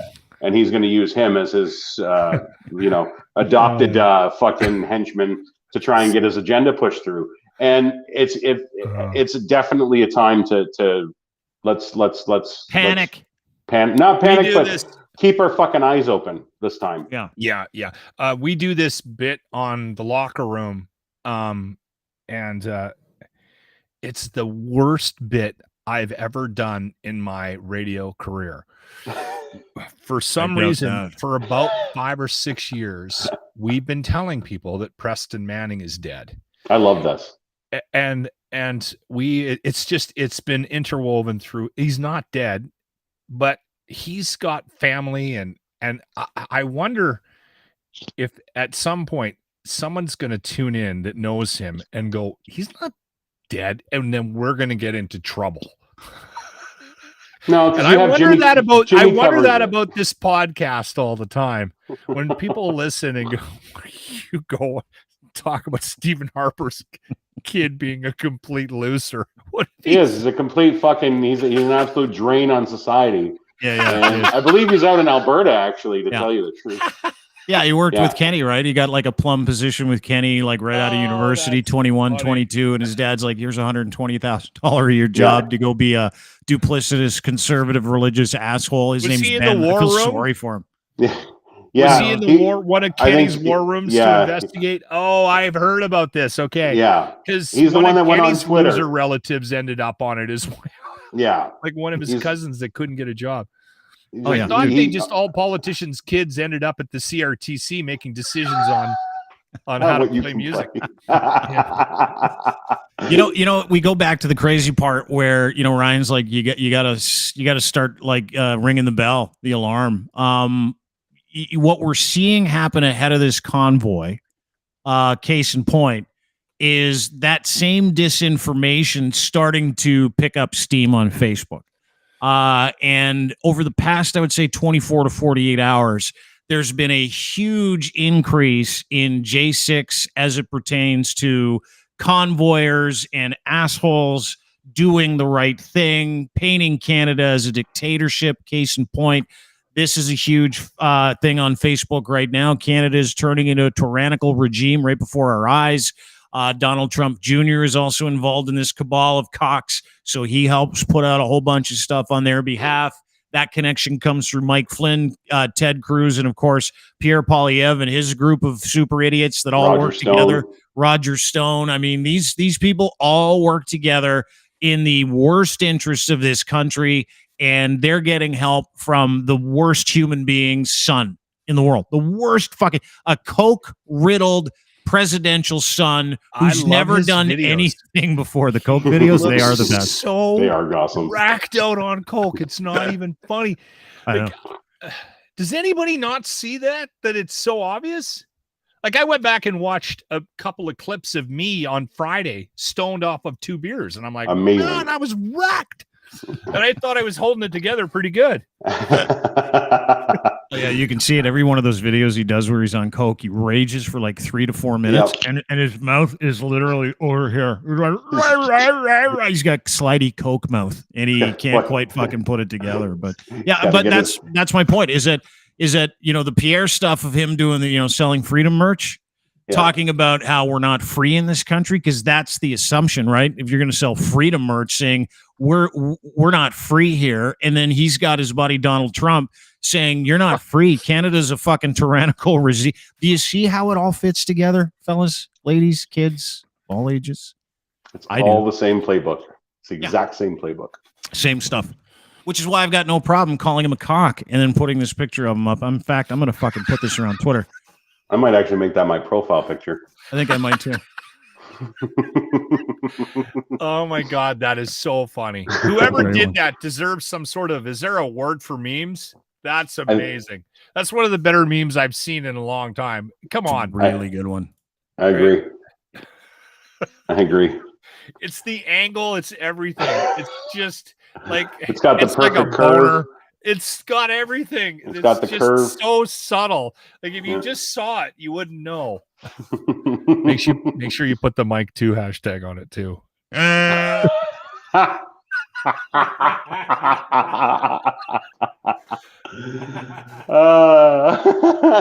a good one. Yeah. Oh shit. Bring it all together. Let's bring it all together. Why not? I gotta go. Yeah, I gotta piss. Thanks, boys. Good to see you, boys. Good to see you too. Thanks for hopping in. That's Ryan Lindley. I'm barely. I'm pushing cloth right now. I gotta run. Yeah, are you going like this? Touching cotton. Yeah, it's really. I've got. It's been an ab workout. Let's just say that for the last 15, 20 minutes. Holding it in. That is Locked Across 957 Cruise FM in Edmonton. That is Ryan Lindley. At Ryan Lindley is the name of the podcast. Sorry, that's his Twitter handle. His podcast is called the Sheeple Shepherd Podcast. I'll talk to you soon too, brother. See you, pal. Thanks for popping in. And that is it for us. Have a great day, everybody. Appreciate it. Don't forget, tip your waiter or waitress. Not a lot. More than 50%. Does anybody tip for pickup anymore? I don't. Takeout? Does anybody tip for takeout? I don't tip for takeout. I should, though. My kids told me I should. They're like, fuck, what are you doing? Why do you tip for takeout? I'm like, they didn't do anything. They just made the food. And the food's fucking 5 times more than it was last time I was here. So why am I tipping? They're like, yeah, good point. Anyway, tip your waiters. Waitresses. Just not for takeout. And thanks to our friends at Easy Auto Financial for making this possible. Go to easyautofinancial.ca for more details on how you can get yourself some free financing. When you buy a car, they want you to pay for it, jump through hoops, fill out forms. These guys take everything from A to B. They do it all, get your financing, and then they send you to get the car that you want. No obligation at all. Go to easyautofinancial.ca today for more details. Ed's Fine Imports and Ed's Gitch. We wear Ed's Gitch. You should too. Pouch in the front, boxer briefs. They'll send you a free pair when you use promo code Gitch and then the number 3. Gitch and then the number 3. And order online at edsfineimports.com. Clothing for men and boys. And, of course, domination.com. Own your content and dominate with your content by using dmntn.com. People that help make AI so you can do production in minutes instead of hours. And, of course, our friends over at Kiv Law. If you're looking for a defense attorney and you want to get your life back, if you've done something or been accused of something that you didn't do, go to Kiv Law. Again, Kiv Law, top criminal defense lawyers in Toronto. They will help you at kivlaw.ca. If you're looking to get legal help 24/7, you can speak with a lawyer now. If you want to get your life back, you don't want to risk your future by pleading guilty to your charges. Their criminal defense lawyers will make sure that they take care of you. Rob knows that clients need honest answers, and he helps them with their situation with an experienced defense lawyer that knows what he's doing, and their team. They will help you. Go to at kivlaw.ca for more details today. Have a great day, everybody. Appreciate you being here. We'll see you tomorrow. Yeah. See you tomorrow at 3:00. Bye, friends.